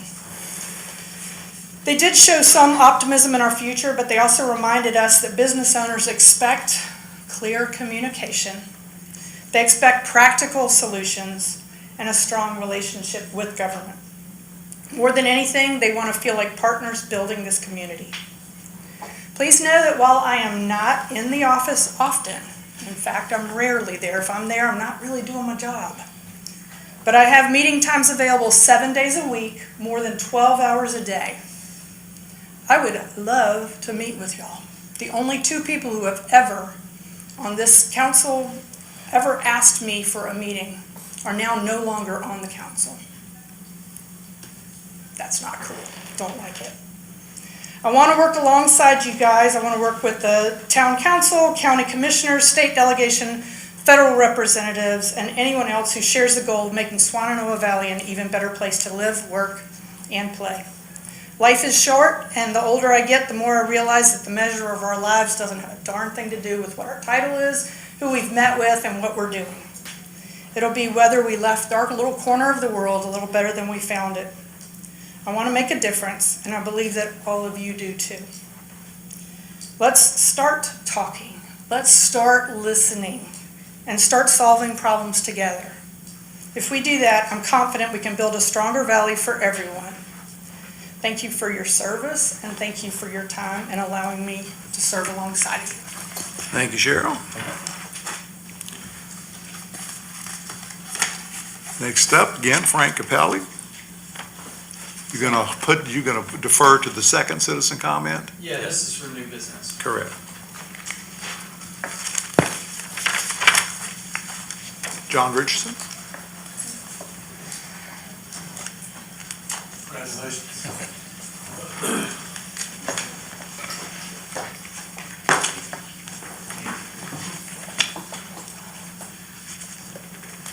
John Richardson, 111 Church Street. Good evening, Mayor and members of Town Council. Thank you for your service. It's now July. Almost a year ago, I started asking questions about how we arrived at the situation facing Black Mountain Brewing in the rail yard. I wasn't asking for special treatment. I was asking for transparency. I was asking for honest communication. I was asking for leadership. Instead, nearly a year later, I am still waiting for answers. Since then, our town manager has resigned, saying his values no longer align with those of this council. Our assistant town manager has left. 2 members of this council have left. We've learned of a multi-million-dollar budget crisis, concerns within the water department, and the closure of our police and fire administration building. Residents have every reason to ask, how did we get here? Leadership isn't measured by campaign promises, it's measured by listening, answering difficult questions, and working to solve difficult problems. So tonight, I'm asking this council to answer the questions that remain. Why did the town reverse course on projects that were previously reviewed, permitted, inspected, and approved? Why did mediation requested by the town produce no meaningful compromise? How much taxpayer money has been spent on outside legal counsel related to these disputes? What lessons has this council learned from the decisions that resulted in multiple lawsuits? And most importantly, what concrete steps will you take to restore the public trust that has been lost? These are no longer just my questions, they are questions being asked throughout Black Mountain. With Doug's resignation and the appointment of this new commissioner, this council has an opportunity for a fresh start to choose transparency over silence, collaboration over conflict, and solutions over litigation. Black Mountain deserves a government that works with its citizens, not against them. We have an incredible town worth fighting for. I sincerely hope tonight marks the beginning of a rebuilding of the trust that you have lost. Thank you. Thank you, John. Well said. Will Troxler. Mine's also under new business as well. If I Oh. have time to speak under 12A. Yeah. Apologies for that. We have another citizen comment, so you want to speak at the second citizen comment? Second citizen comment, if I have an opportunity in 12A. do I? Yeah. Yes, okay, perfect. Yeah. Thank you. Next, Matt Woods. Oh, okay. All right, that's citizen comment. First citizen comment.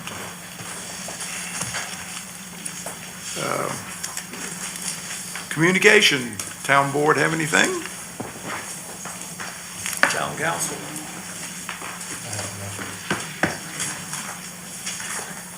The mayor does. There's a lot of changes that have gone on in this town, and I hope there's a lot more changes that'll go on in this town. Because for too long, people have been left in the dark, whether it's the citizens, the business owners, or the mayor. So I'm just thinking the changes in personnel, I think that we're moving in a right direction. And all I can say is thank goodness that Richard Hicks came to be our interim town manager.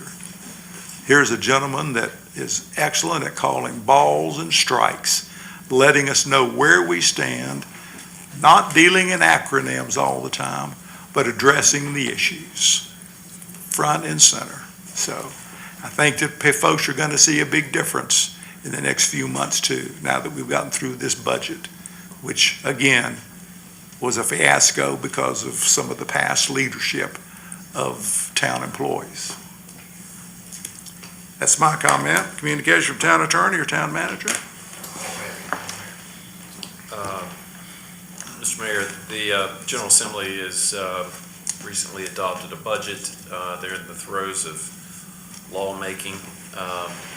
One of the things they recently enacted was a prohibition on off-street parking requirements by local governments. So it's something you may not have been aware of, but they now preempt the ability of local governments to designate a minimum amount of parking spaces you have to provide on your property. So that would be for new properties? That would be for new development. So looking forward, so that's just one fairly significant policy choice that was made that I wanted to make you aware of. So that will affect, in the UDO rewrite, the off-street parking requirements section of the code that will change, commensurate with that change. Okay, good enough. All right, if not, then let's move on to the consent agenda. All right, the consent agenda, the first item is the adoption of the meeting minutes. We have a monthly tax collector report. Item AC, resolution to adopt the 2026 Malcolm-Madison Hazard Mitigation Plan. Item 8D, you have a call for a public hearing for a one-year moratorium for street dedications to the town. Under 8D, you have a resolution to award the town drinking water resiliency improvements project. is to McGill Associates. And finally, 8F is a resolution authorizing the town staff to pursue the design for the decommissioning of the lower watershed dam. And that's all the items on the consent agenda. All right, have I got a motion to accept the consent agenda? So moved. All right, discussion. I've got one here, Richard, and it's not exactly it's on 8C, which is the resolution to adopt the hazardous mitigation plan, but it does fall under that umbrella of being prepared. Can you, I'm not asking you to provide it tonight, but can you please provide this board with some copies of our standard operational procedures that we have in the event of an emergency? When Hurricane Helene came, we didn't have Doobie Squad for that. Reference was made to a Buncombe County standard operational procedures, which no one had any idea what it was. I know that when I was dealing with the gentleman that the Governor Cooper sent up at that time, before he left, he said, Mayor, he said, that is one thing that you need to get and need to get quickly. It's standard operational procedures that are clear, concise, and to the point for each department. So if you could just make us, may not even be this next month, but just let us see those if you would, please. See what we can find. Hopefully we've got some. All right. Any more discussion? If not, all in favor? Aye. Okay. All right. We've got a public hearing, none. Before we go to citizen comment and then the new business, does folks want to take a break? 5-minute break or not? Okay, let's take a 5-minute break.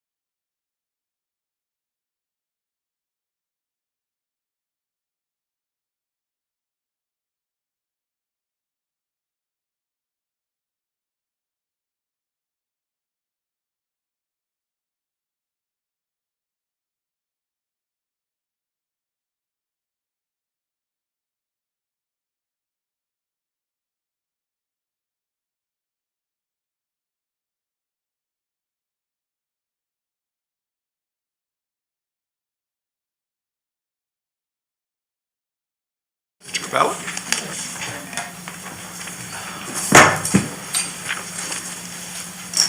Thank you.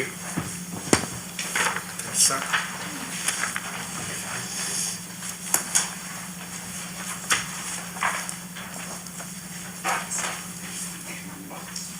I also want to submit an email that Evan Martin, a neighbor, also submitted, so I just want you guys to have it, so you have his words. He's traveling this week. Also, you will receive an email from Kevin Kedget. Sorry, Kevin, I don't know how to pronounce your last name, but he's also another neighbor that's traveling to work this week and was not able to be here tonight. And he wanted me to pass along his thoughts to council. Thank you.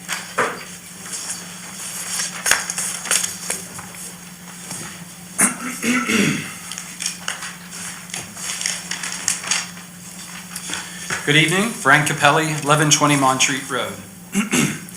I do not understand why town staff believes the Baptist men should receive another year at 1114 Montreat Road. This has been a terrible situation for my neighborhood. The Baptist men have not been clear or consistent with neighbors about their plans. They cut down a tree line on my property.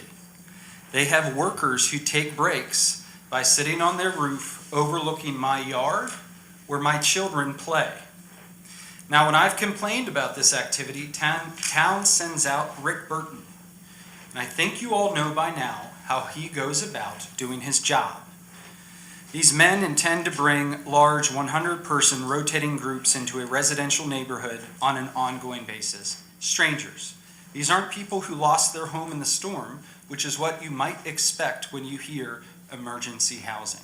Strangers with no tie to our community. This is a text message from my neighbor Rose, who lives on the other side of the facility from myself. I don't like what's happening, but I'm just a renter, so if stuff gets weird, I can always just leave. Rose and her daughter moved out of our neighborhood last month. When the ordinance was adopted, the intent was to house people who lost their homes or to support government emergency response. The intent was not to allow an outside organization to operate a long-term voluntary lodging hub in the middle of a residential neighborhood. I want to be very clear. I don't believe this use was properly allowed in the first place. My understanding is the initial application for this project was to be a boarding house. It later became emergency housing after our building inspector suggested that classification. Even planning staff had serious concerns about whether it qualified. In the email in front of you from May 13th that I found in the zoning administrator's deleted draft email folder, he wrote that this project did not appear to align with Section 518 because the property was not damaged, the project was not operated by a government entity, and the organization has a stated goal of operating for 5 or so years. Section 518 says emergency housing may only be on a site other than a damaged or inaccessible home if housing is operated by FEMA, another federal agency, the state, or local government. 1114 Montreat Road was not someone's damaged home. It was a long vacant former assisted living facility. It had not been occupied for years. It was not damaged in Hurricane Helene. And if you are questioning whether it was damaged by Hurricane Helene, the listing agent for the property is here tonight and can confirm it was not damaged during the storm, as we understand staff is asserting. So I recommend my whole neighborhood behind me, do not extend this another year. Thank you very much. Appreciate it, Rich. I'm gonna just provide you the picture of the worker that continues to sit on the roof and watch my family. Sorry. All right. Next is Will Troxler.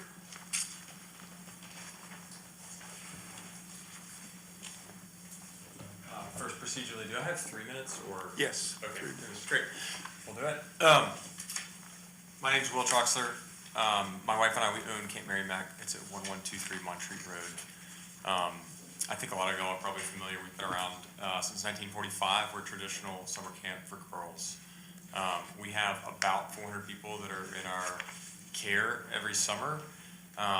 We expressed this at the evidentiary hearing as well, but I think my main concern with this use, to echo a lot of what Mr. Capelli said, is one, the way that we got there. It doesn't seem like that zoning determination is really at all fits in the bounds of what the emergency housing use was intended, or the letter of the law either. I think also my concern is really the scale on which this is going to be done. It's documented through some of the zoning letters and some of the submittals from the NC Baptist Men or NC Baptist on Mission, that it is up to 100 people. It's a revolving door. There's no obligation for them to do any sort of vetting. I don't know what they might do, but there's certainly no obligation for that. And I would say, the other thing that I would mention too, a little bit separately but concerning, was in the evidentiary hearing, we were determined not to have standing, which is a little bit of a concerning fact. We have a lot of people that are in our care. We're right across the street. We have very clear potential for material damage, as well as we have also increased security, and that's on the neighborhood of probably extra $10,000 of expenses for the summer in response to this, in a direct response to this. We were determined in the evidentiary hearing not to have standing. We were, ruled party without standing. And then maybe kind of the last thing I want to mention is that they referenced in that hearing they referenced a case that is it's the Winston-Salem Town and Country Civic Organization versus the Winston-Salem Zoning Board. It's a 1986 case. And this is referenced as a case law precedent. It's a little laughable.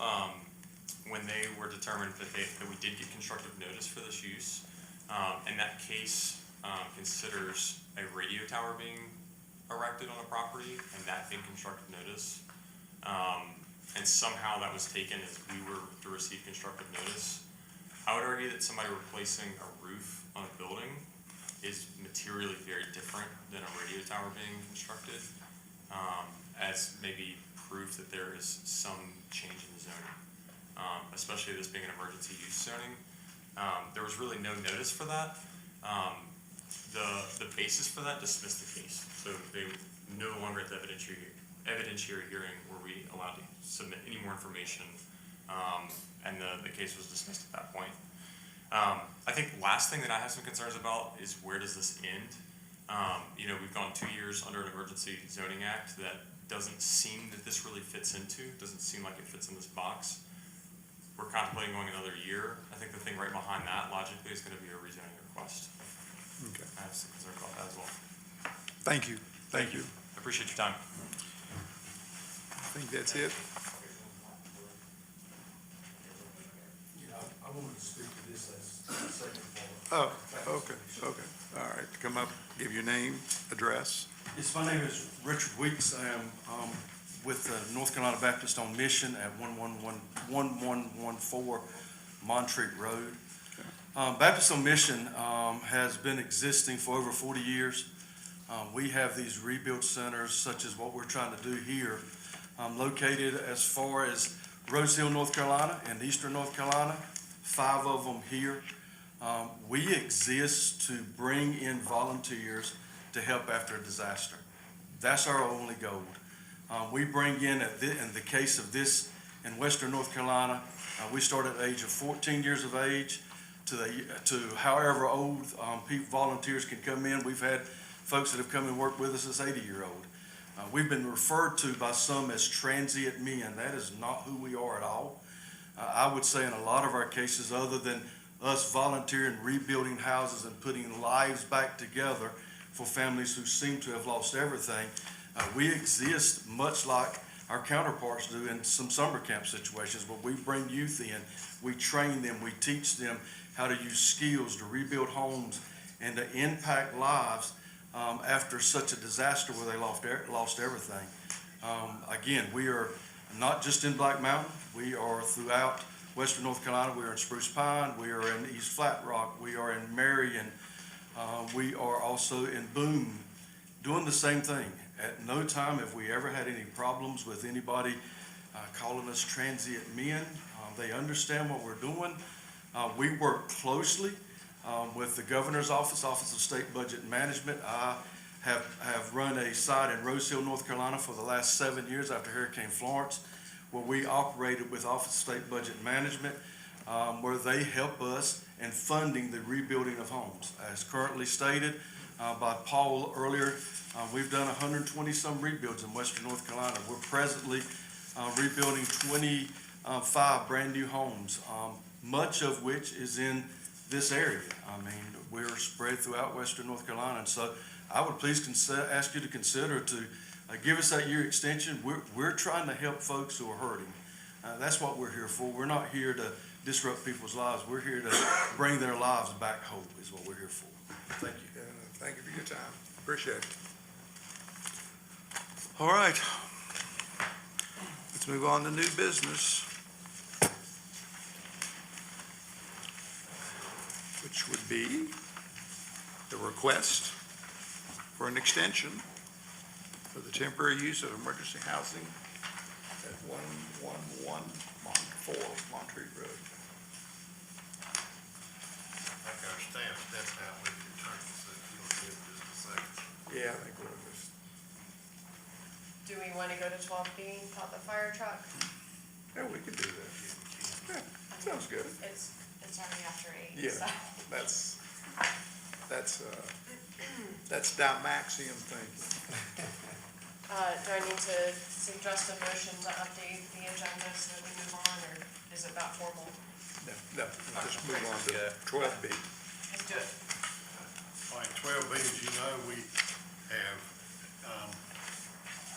purchased or prepared to purchase a 1,500 gallon per minute mini pumper fire truck from Custom Fire Apparatus. That truck is to be delivered probably sometime in September. And our budget includes a financing package for that truck. We got quotes from different financial institutions. We got a quote from First Bank of 5.31%. That would be subject to change at the closing date. We had a second quote from Pacific Federal Credit Union at 5.32%, and a quote from Pinnacle Financial Partners, which is Pinnacle Bank, at a rate of 4.65%.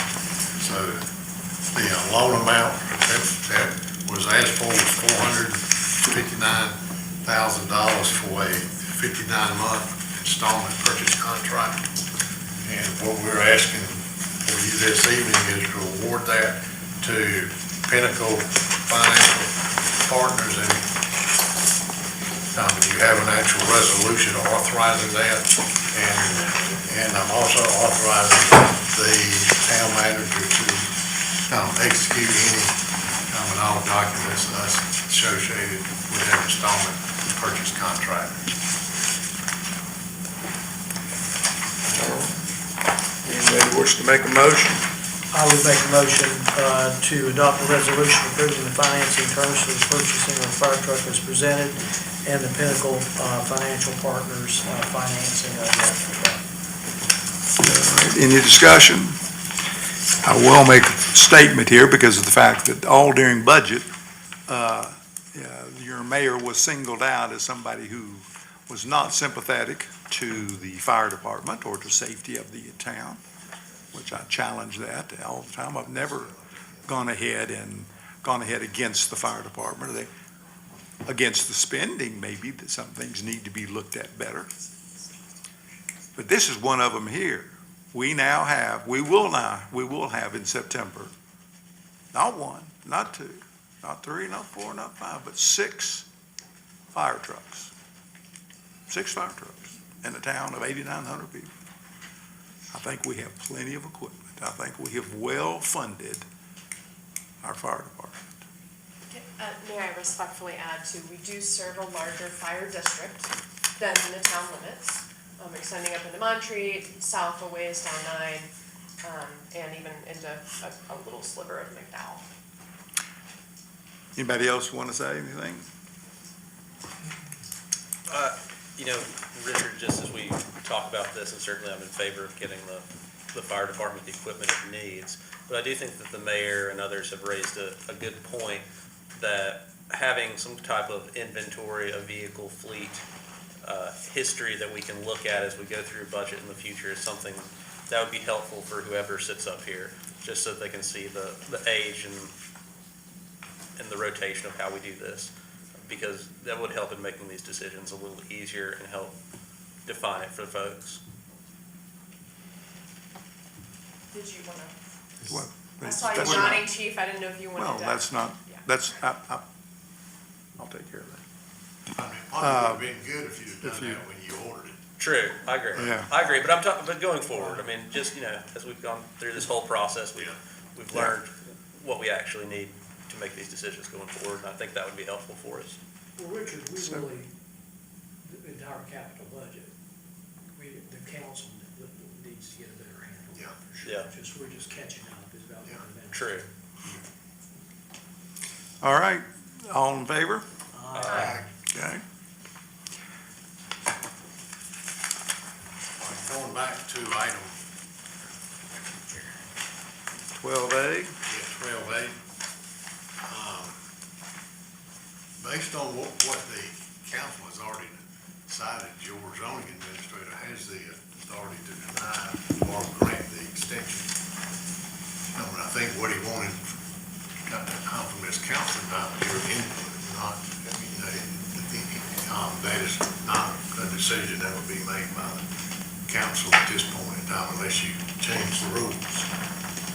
Well, you can't change the rules without going through a text amendment. The text says what it says. It was adopted via public hearing, and it's part of your code.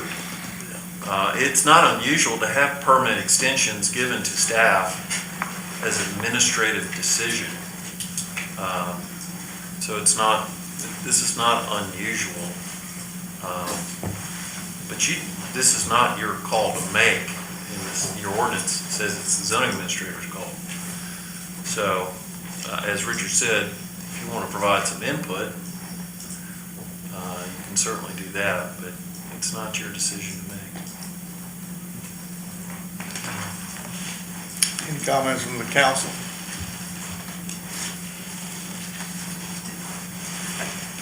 I think one of the reasons we came up here is for exactly that reason. It is a matter that needs to be put to bed. And I think our intention was to resolve it tonight, in one direction or another. We certainly wanted to, because of some of the public feedback, give you all an opportunity to voice any thoughts you may have on it, but we thought it was important, for it to be, fully transparent and in the light as we make the decision related to this. Russell is recognized as the town's zoning administrator. This is a decision that rests solely with him.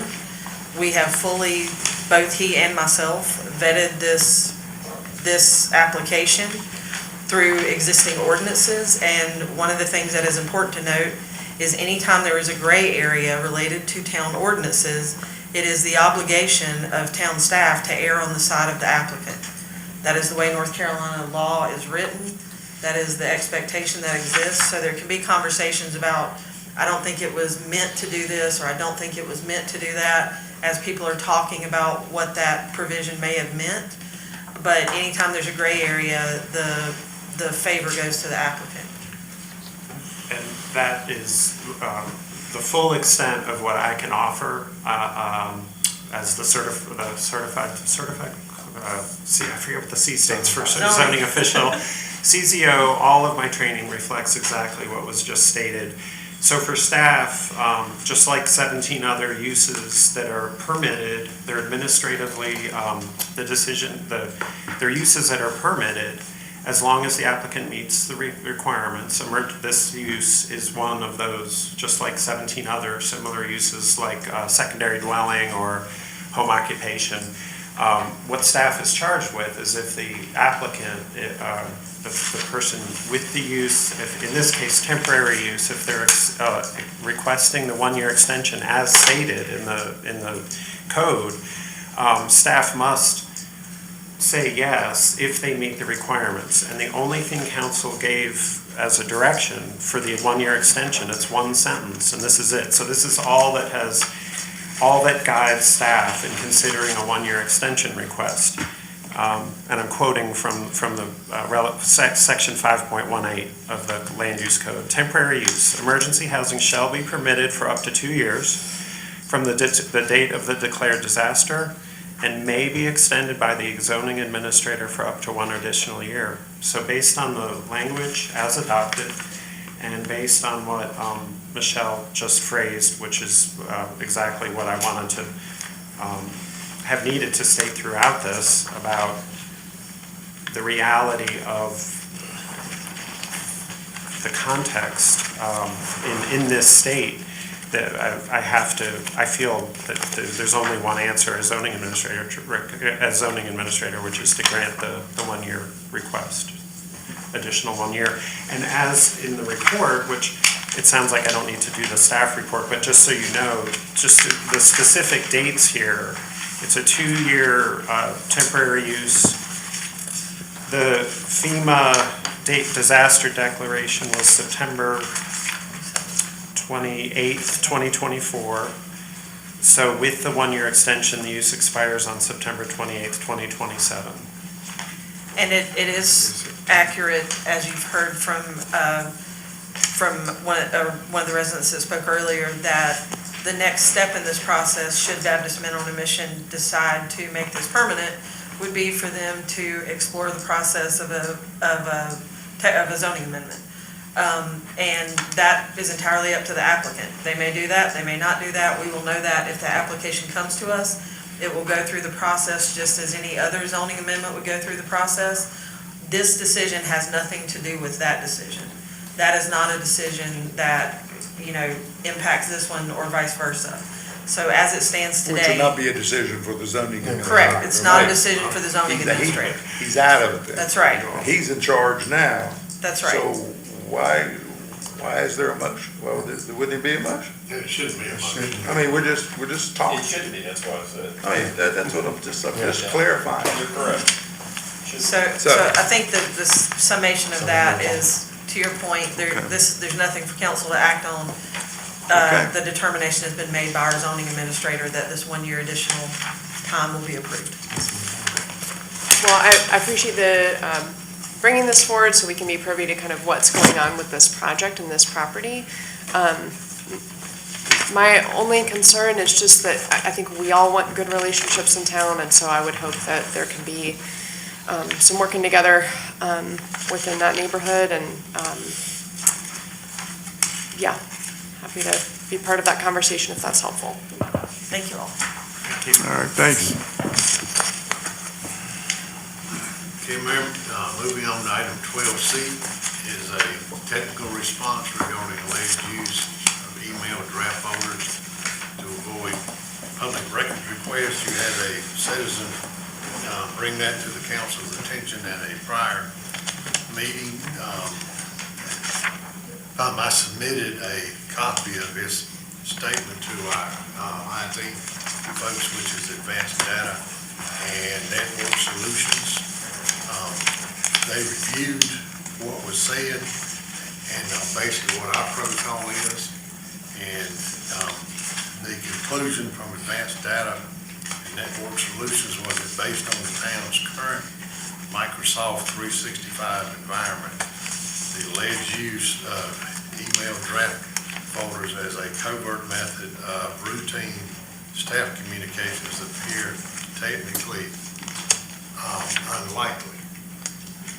But he also said it is important not to overstate what technology can prove.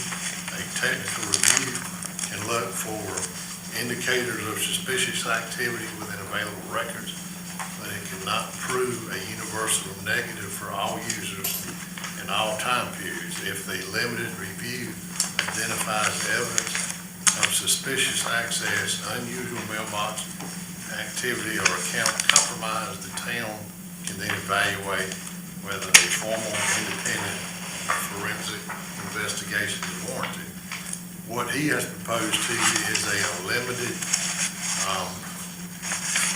review of our Microsoft 365 operating system at a cost of $2,300.50 if you decide to move forward with that. And if there are items that are discovered or they do bring concerns back to you, then again, it would be a council decision if you wanted to move forward with a more formal, independent forensic investigation. So basically, he said unlikely, but they can't say 100% that it can't happen. I would like to go ahead and, since we have the citizen here who brought this, and of course,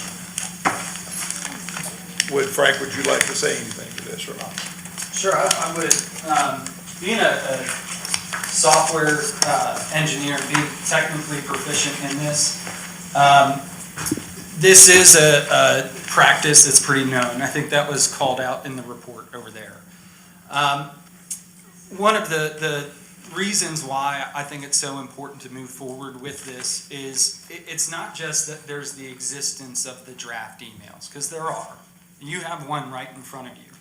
It was not released to me as part of a public records request initially until I had to ask 2 more times for it.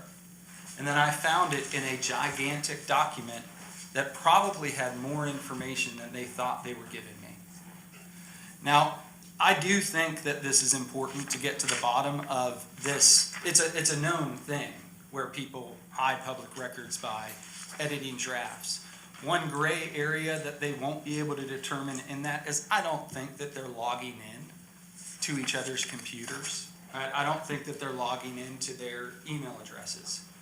I think that's pretty hard to do. There's a lot of security around that. There is a possibility, though, of someone having a computer open on their desk and someone coming by and making an adjustment to an email. I'm not sure that forensic audit is going to take a look at it, but the foundational trust issue, it starts with this might be an innocent, bunch of drafts that they just, thought maybe that didn't pertain to this situation. But when I've asked about it, I don't get any response. There's no, you read that email where it clearly expresses a concern. Right? There's never been oh, well, this is why what we put in there is not accurate. So for me, this is still really fishy. I've never been explained, why wasn't that released to me? Why wasn't that just explained like it is very clearly in that email? So I read through that document and I, technically agree with it. It's going to be pretty hard. I'm not sure people are logging in at home into other people's email addresses. It's not necessarily how you can always do it. Thanks. Okay, thanks. Can I say one thing just related to this? Because I think you're right, he does deserve a response to that. So obviously this relates to the planning department and, let me say that we would absolutely welcome a forensic investigation of this. I think you're gonna find out that you're wasting $2,300, but we are more than happy to do that. I think the answer that the conversation about you haven't had a response, the response I think is pretty straightforward. It is not uncommon, I think, in any profession, as an initial question is posed to you, to start jotting down thoughts. If you went through anybody's draft folders, there could be any number of things in that. That is something that was never shared with anyone related to the department or otherwise, right? No, I'm aware, and this is normal. This is for Russell to write down his thoughts on statute on a new zoning issue, or for me to jot down notes about something, it could be in an email, it could be on a Word doc, it could be on a piece of paper. It's processing. There is absolutely nothing that is shared between us in a draft format. It's almost laughable that we would even think to do that. We certainly aren't sharing our access. That's virtually impossible. We have 2-factor authentication requirements. But the notion that we're sitting around with one computer open, making edits to a draft, and then we're never sending it to subvert public records is just not the case. I think what you have here is essentially a very common process when someone is plowing through what zoning ordinances or regulations say and dropping in, this is what this says, let me think about that. This is what this says, let me think about that. There's no secret there. There's literally nothing that anybody's hiding or trying to hide. Can I respond to that? So I just want to say, I think that it's fair for you to ask, but that is, I have a notebook that I'd be happy to hand you that you can wade through and see a million of those. Okay, Craig, you want to And I just make a want response, and I think this should tie it up. I do want to be clear, like, I'm not asking for a response of like, how could an email draft be written? I'm asking for a response to these very clear opinions that he expressed, which happen to be the exact same opinions that I've come to when I just clearly read this zoning. Like, so that's my question is if you can't kind of like answer, why is this not the thought process? I think the answer is the last sentence.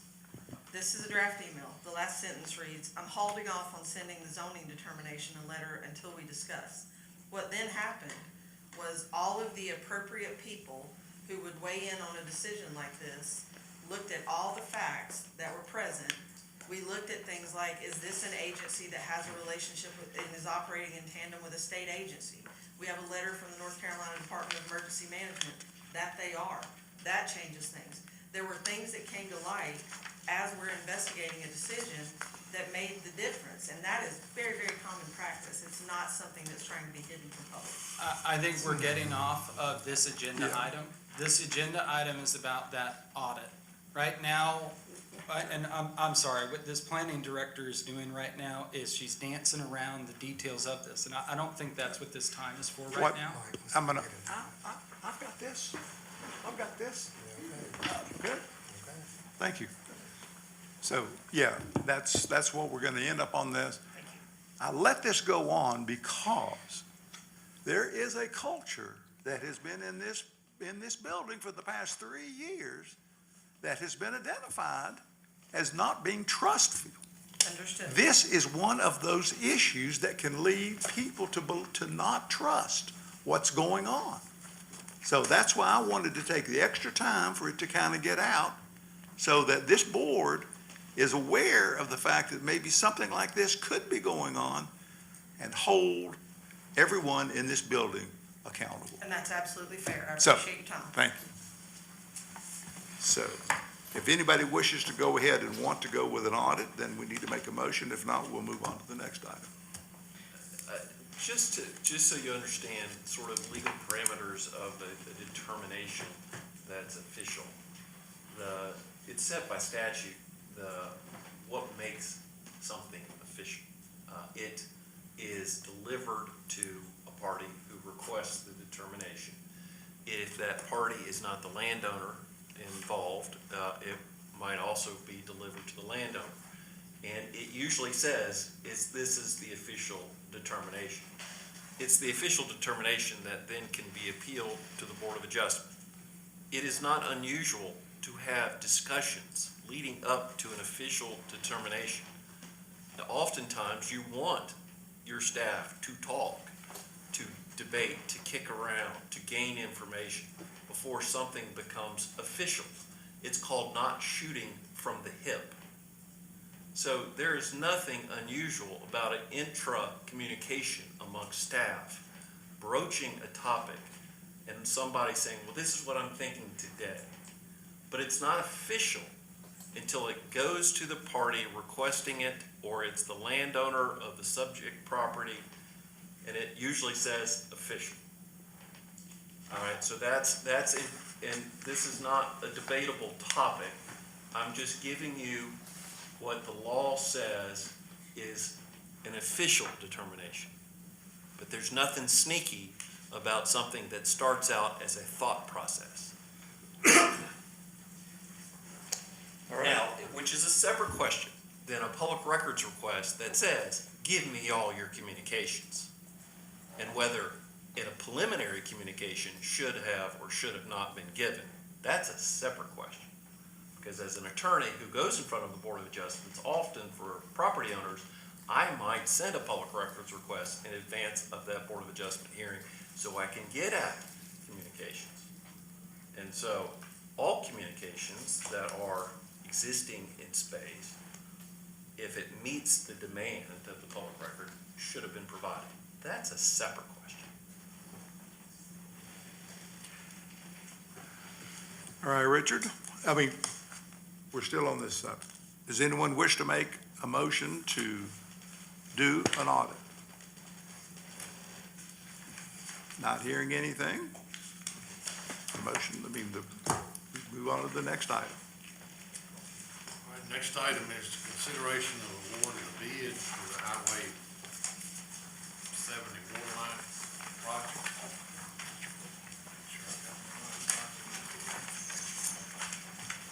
We took bids on this project. To go back in 2022, the council approved $500,000 towards the cost of this project. We took bids, and the lowest responsible bidder is Cooper Construction Company in the amount of $796,345. We have currently paid Civil Design Concepts $93,191. You paid the Land of Sky back early in the process, expenditures of $11,450. To move forward for Civil Design Concepts would do the actual contract administration on the project for $9,000. The construction, observation, and inspections during construction would be $17,500. Closeouts, which would be closing out all the documents, would be $5,000. We did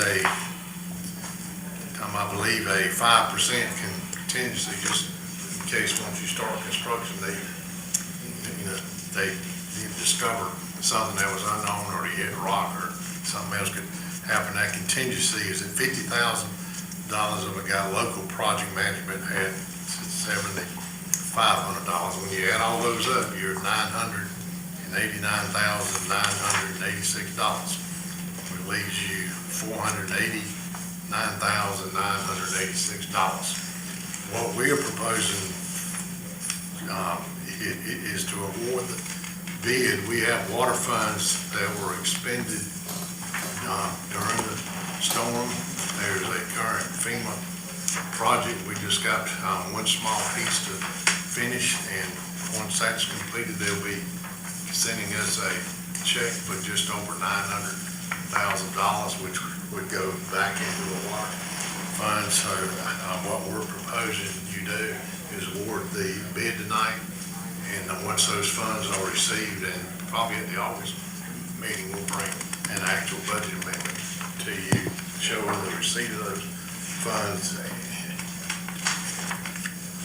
which would actually make up the $989,986 we need for the project. Any idea how long it'd take to get the 900 back from FEMA? I think it'll happen very quickly within the next 30 days. The only question we have is when Fayetteville Public Works came and did work for us right after the storm. They billed us based on their rates and their fringe benefit rates, and FEMA has questioned their fringe benefit rate. We've already paid them. We've reached out to them several times, told them FEMA doesn't like your rate. They want you to give a different, rate structure. They have not been willing to do that so far.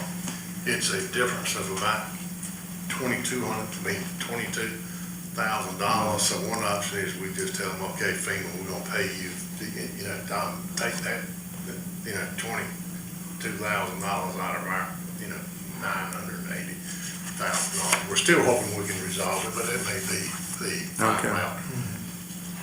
And I don't wanna waste, $980,000, Sure.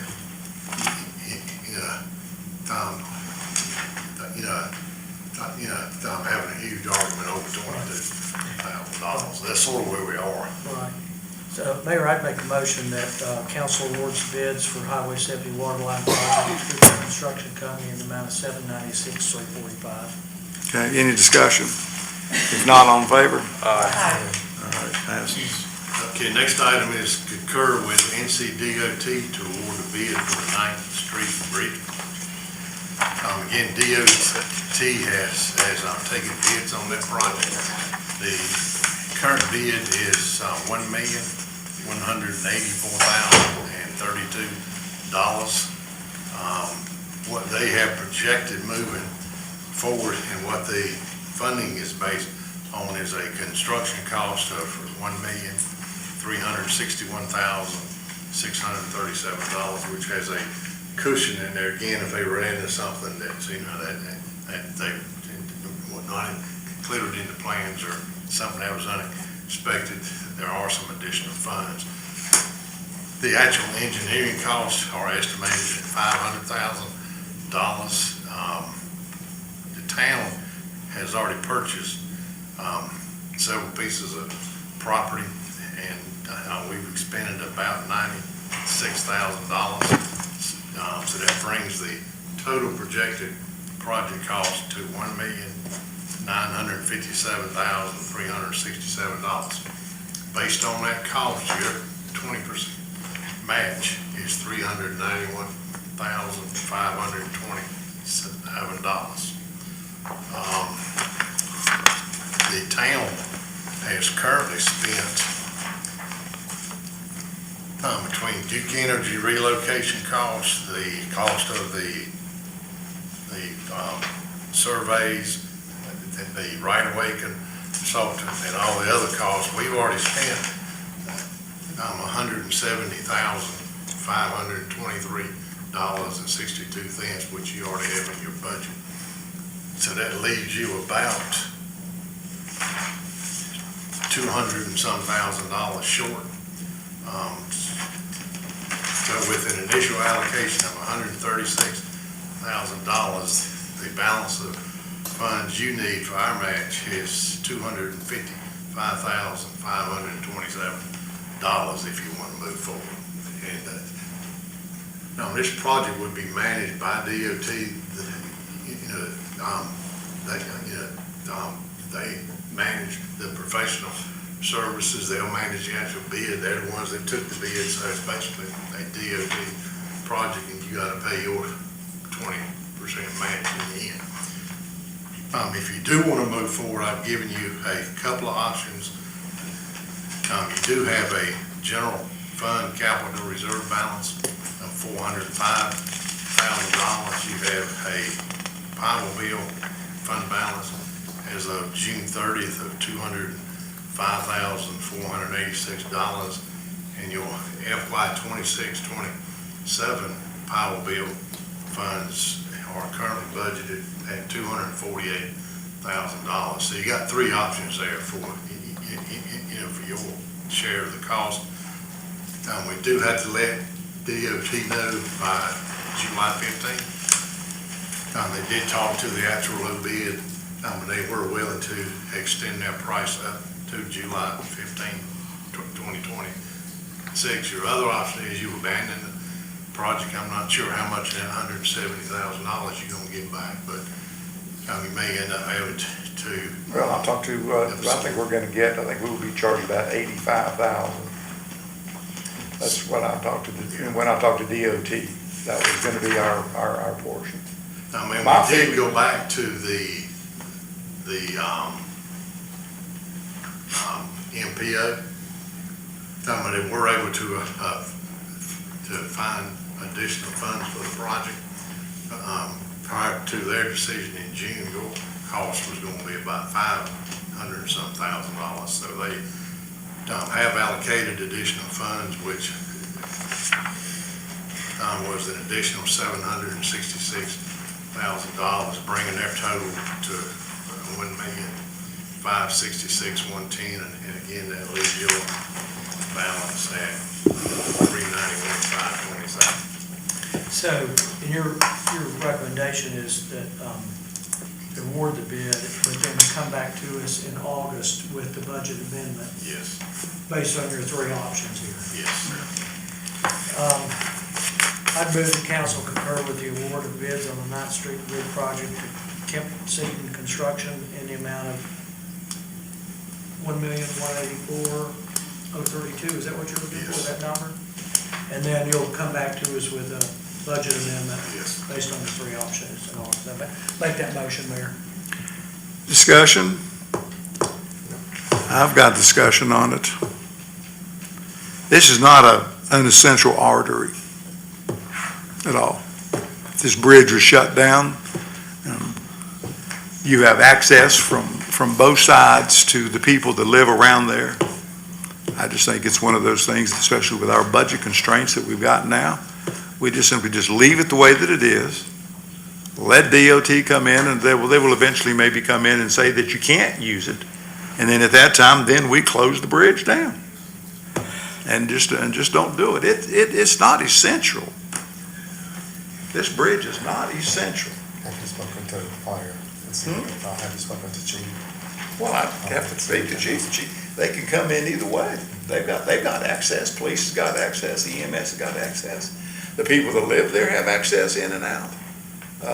To actually use the bridge is not essential. It's up to the board, though. I see your point, but I think also too that if we do something like that, we should ask the people who live in the community.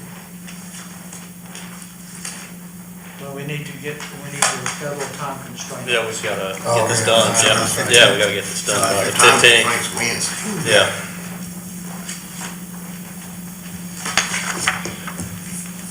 The people living there, have sold the land already for the project.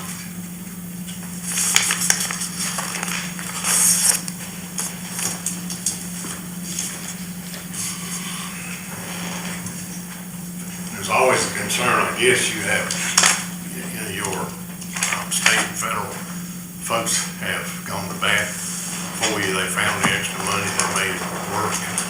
And when you turn it down sometimes, you go back again to the well for something else. They said, they said, we all turned it down last time. I don't know if we want to mess with you this time. I'm not saying that'll happen, but I have seen it happen. Yeah, I'm on that committee, and I know it wasn't a unanimous decision at the time, so,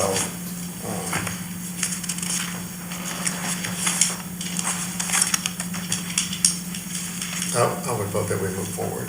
The mayor's motion. Any other discussion? If not, all in favor? Aye.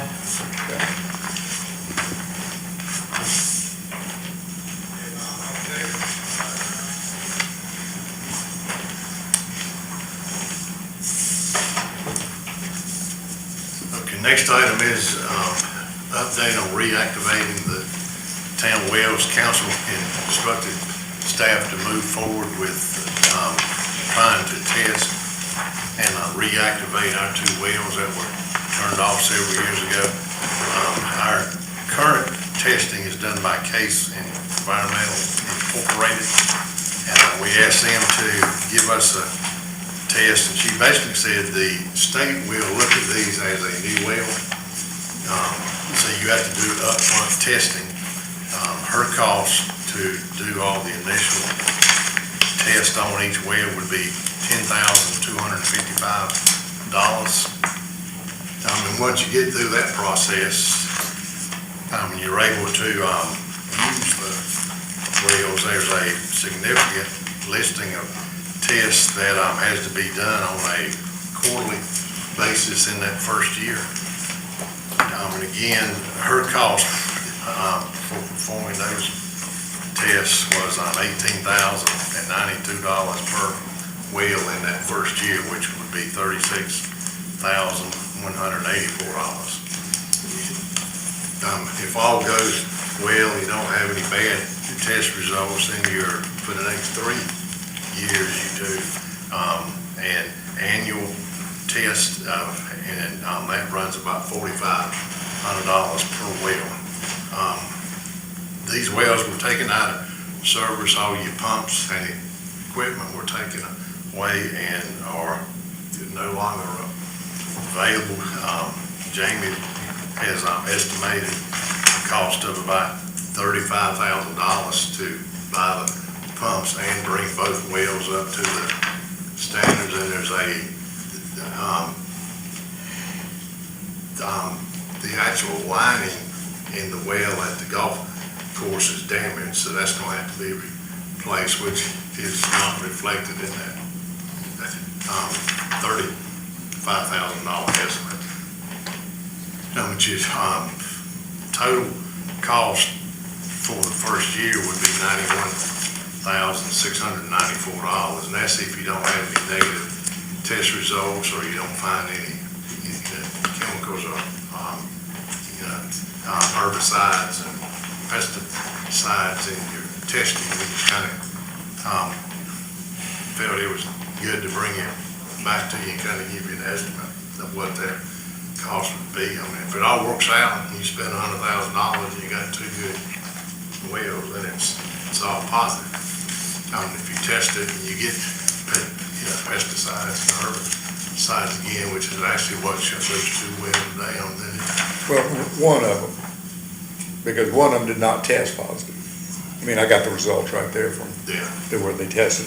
One of them was, and it was far below the limits that is set up by the state standards. It was for 2,4-D, which is a herbicide, and it was attested at .0004, and the state limit is .07, so it's on a magnitude of 1,000 less. And of course, since we're in the mountains here, we've got pure water. But when you get, the reason that those limits are there is because when you get down and people are pulling water out of the Catawba River and make it a drinking water, you do end up with some of these chemicals in there. So it's not like that we're trying to poison people. But anyway, I've got here, I want to take this. This is environmental testing from Asheville. These folks have done testing for us in the past, and the significant difference between the cost on these to do this. Thank you. As a matter of fact, as Kelly, the director, said, looking at all the initial tests and the continuing tests, she says, it looks like the most expensive fee would be $10,866 for both wells 1 and 5 for the first year. So that's half of what, and then her fees for the remaining 3 years are significantly less. One thing they left out of their quote is the PFAS and the PFAS, which is the microscopic plastics y'all starting to hear about in the water system now, which was about $1,875 per quarter. So that's pretty substantial. Because I am concerned that we have Mr. Mark White, who was a former employee of the town out there getting quotes on behalf of the town of Black Mountain. Well, that was a request from the mayor to try to be able to, because Jamie was the one that brought this to the town. And there's been different things that have come up on costs. And so, if the council wants to move forward, we're more than welcome to get quotes on the testing. I think you just gotta decide if are you comfortable moving forward? Now, and I warn you again, in my experience, in all these years, I don't care what that reading is, if it says pesticide or something in that test result, it doesn't make a difference what the level is. Your citizens are not gonna wanna drink water that has that word in that test result. You can move forward, but I'm just warning you, if you do. and right now, we have, what, $5 million that from the state for us to try to find new drinking water? I think we have either 3 or 4 new wells in that budget. Okay, so that all this could be, these costs here could easily be covered by that. Yes, we probably could cover it. Yeah, so, I mean, I don't see any downfall in not going ahead, because here's 2 wells that provided us with 20% of our drinking water prior to them being shut down. So I guess the thing is, do we want to go ahead and proceed on and getting these, first of all, you gotta, and there was another thing, in talking to different water operators, why in the world did they pull the pumps out? Why did they pull all the electrics out? Why did they pull all the linings out? It's absolutely ludicrous. But there again, that's some of that culture from the past 3 or 4 years that we're having to pay for now. It's not there, so. Right. I make a motion to approve the initial testing of the 2 inactive wells and recommended motion. Are we gonna go ahead and go with this company, or you want to let staff decide which of the 2? Why don't we let town manager work through that? We'll take more Yeah. formal bids from. Yes. Okay. That's All right, good. Good, as long as that's Not done, just yeah, one. that's great. But to follow just the way this is laid out in the summary, we're talking about kind of the second paragraph, the initial test, not getting into, the next testing procedure in the next paragraph. I just wanna make sure I know what we're moving Because forward you may with. not like what you get Okay. when you get your test back. Right. But you're gonna have to come back to us anyway. Yeah. But understand that we've got to put the pumps in there first, before we do the test. Yeah. You gotta, You got you got, $35,000 worth of work you gotta do. yeah, you gotta do that before we can get the water and flush them out, and then do it. So we And if do your know that testing that's is, covered with the grant? $20,000, or if it's, $14,000, you're still looking at about, $45,000 for that. Well, Richard, you can explain this, Richard, if you have this expenditure covered in the budget. Yeah. This is covered in budget, right? Yeah. So. And it's possible that this grant may apply. Correct. We'll ask, we'll do everything we can to get it. Now, as we move into the next phase, maybe that can cover all those costs. But I think this initial cost, I think you're gonna probably have to pay this month, unless you wanna wait another 6 months to a year. But you have it in the budget. Yeah. I'm trying not to fall into, I know it's budgeted, but, yeah. Okay. Well, this saves us money. If it works out. Well, I mean, we've had If good it wells. works out, you know. yeah. And like I say, one of the wells didn't even show anything in it. So we still don't know why they shut it down. But that was 3 years ago.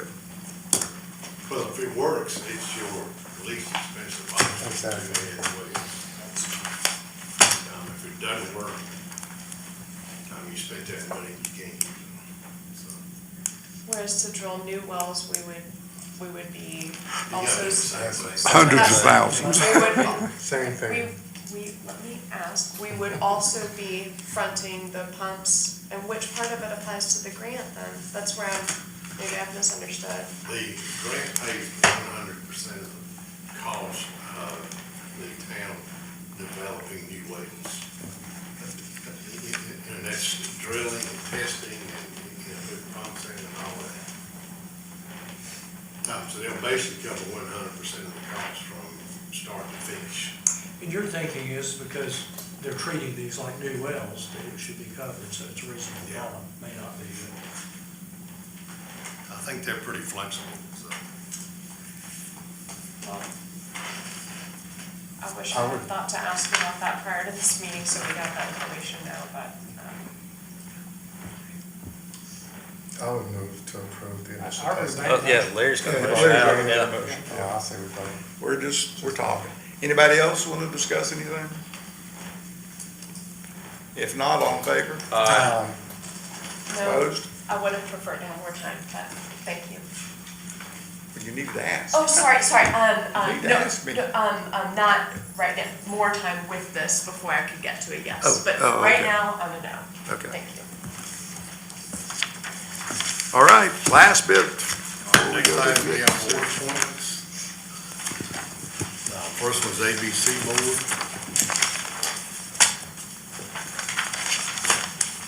Listen, I'll let you handle these since you've Okay. been dealing with All right, in front of you, you've got a ballot for each of these. The ABC board, let's talk about that one separately first, since it's, you may not need to use that ballot for that one, since you have two different items with that. You'll need to appoint someone. There is a vacancy.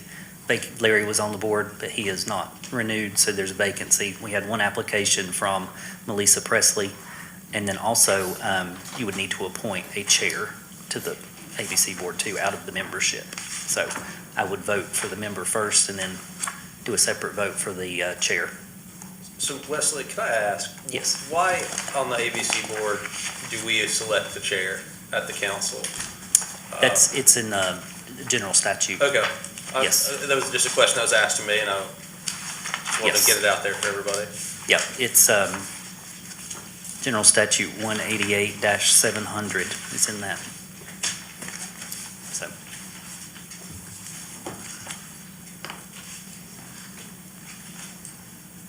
So because we receive, confused, because we received a ballot with all the boards, you want us to do this one first and just verbally report, or how are we doing Do you this? want us to vote on this paper, or do we just do it for this one, you don't have to do that. That's just if you had like a write-in or something. You can just Yeah, we vote just have for just the for one. this one. We Yeah, just have just the one All candidate right, to appoint the board and then select the chair. right, yes. Does everybody agree on the ABC board? To I act make a for- motion to approve Melissa Presley, member. Thank you. Okay, all in favor? Aye. All right, now, And any then- motion for Make a chairman? motion, Sharon Tabor, be chair. Sharon Tabor. Chair too. All in favor? Aye. Okay, that's done. For the planning board, as you know, a meeting or two ago, you appointed the membership, the ones that were expiring, to stay on an additional year. So that leaves, there was one vacancy on there, one member resigned, so you would have one seat on planning board. And you had a couple applicants on that,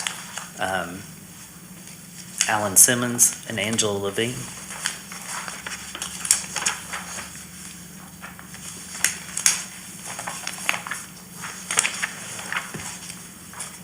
Does that have to be done by ballot, or can No. you just do it by? No, they can, Just have a discussion if somebody is old enough to nominate one. Go for it.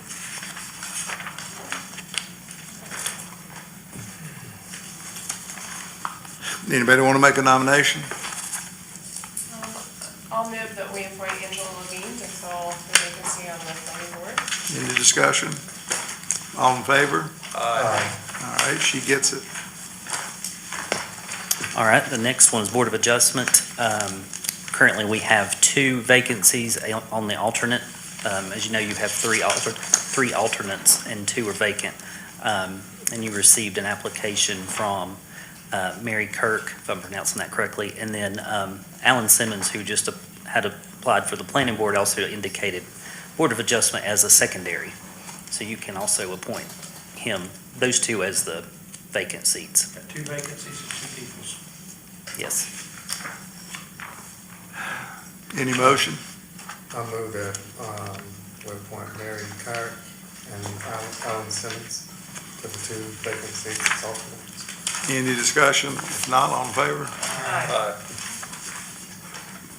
All right. Next, we have active mobility, and there is, there's one vacant seat and then one seat that's expiring.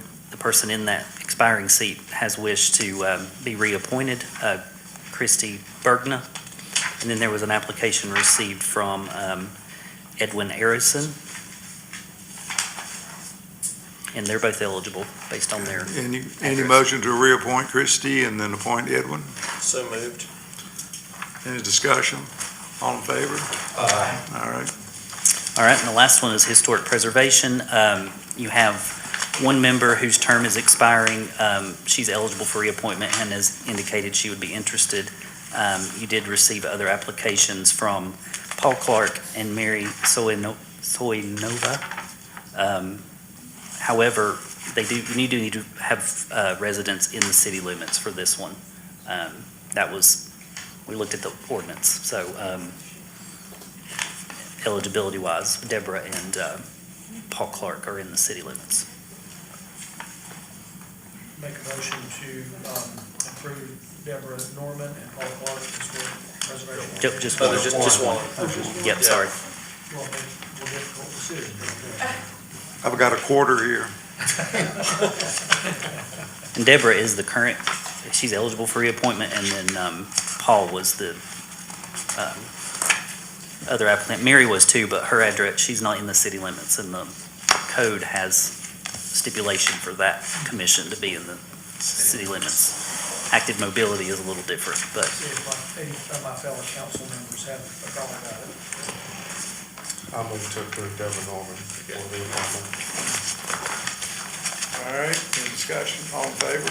Aye. That's it. Do I hear a motion for us to go into closed session? So moved. Oh, sorry, Alan. It's okay. I'm sorry. I did want to briefly acknowledge that I had some back and forth with Wesley via email about this. The Recreation Commission was not part of these board appointments tonight. We're looking at kind of revitalizing that commission with our new department head. And so stay tuned if you're interested in that. And it came to my attention that the library maintenance board is still not part of our regular process. So I would like the council to consider formalizing those board appointments and adding them to kind of this annual review and cycling folks on and off in a way that conserves the wonderful work that that board does. You know, one thing that you might consider before we include the library board in the regular process, there's no documentation of any actually organization. So we have a little more homework for you. Yeah. Okay. Well, Leslie, maybe you and I can talk about that. I want to thank everyone that applied, and please don't stop applying just because if you weren't elected tonight or appointed tonight. Appreciate all the engagement. And if you want to be on the Active Mobility Commission, there's still a seat. So the motion is part of the agenda, so if you're adopting that motion, it's there in writing. Okay. So read it. So is there a motion on the closed session? Yeah, motion to general statute, You can just incorporate the motion that's in writing. incorporate the motion that's in writing, I make that motion. All right. Closed session. Any discussion? All in favor? Aye. Aye.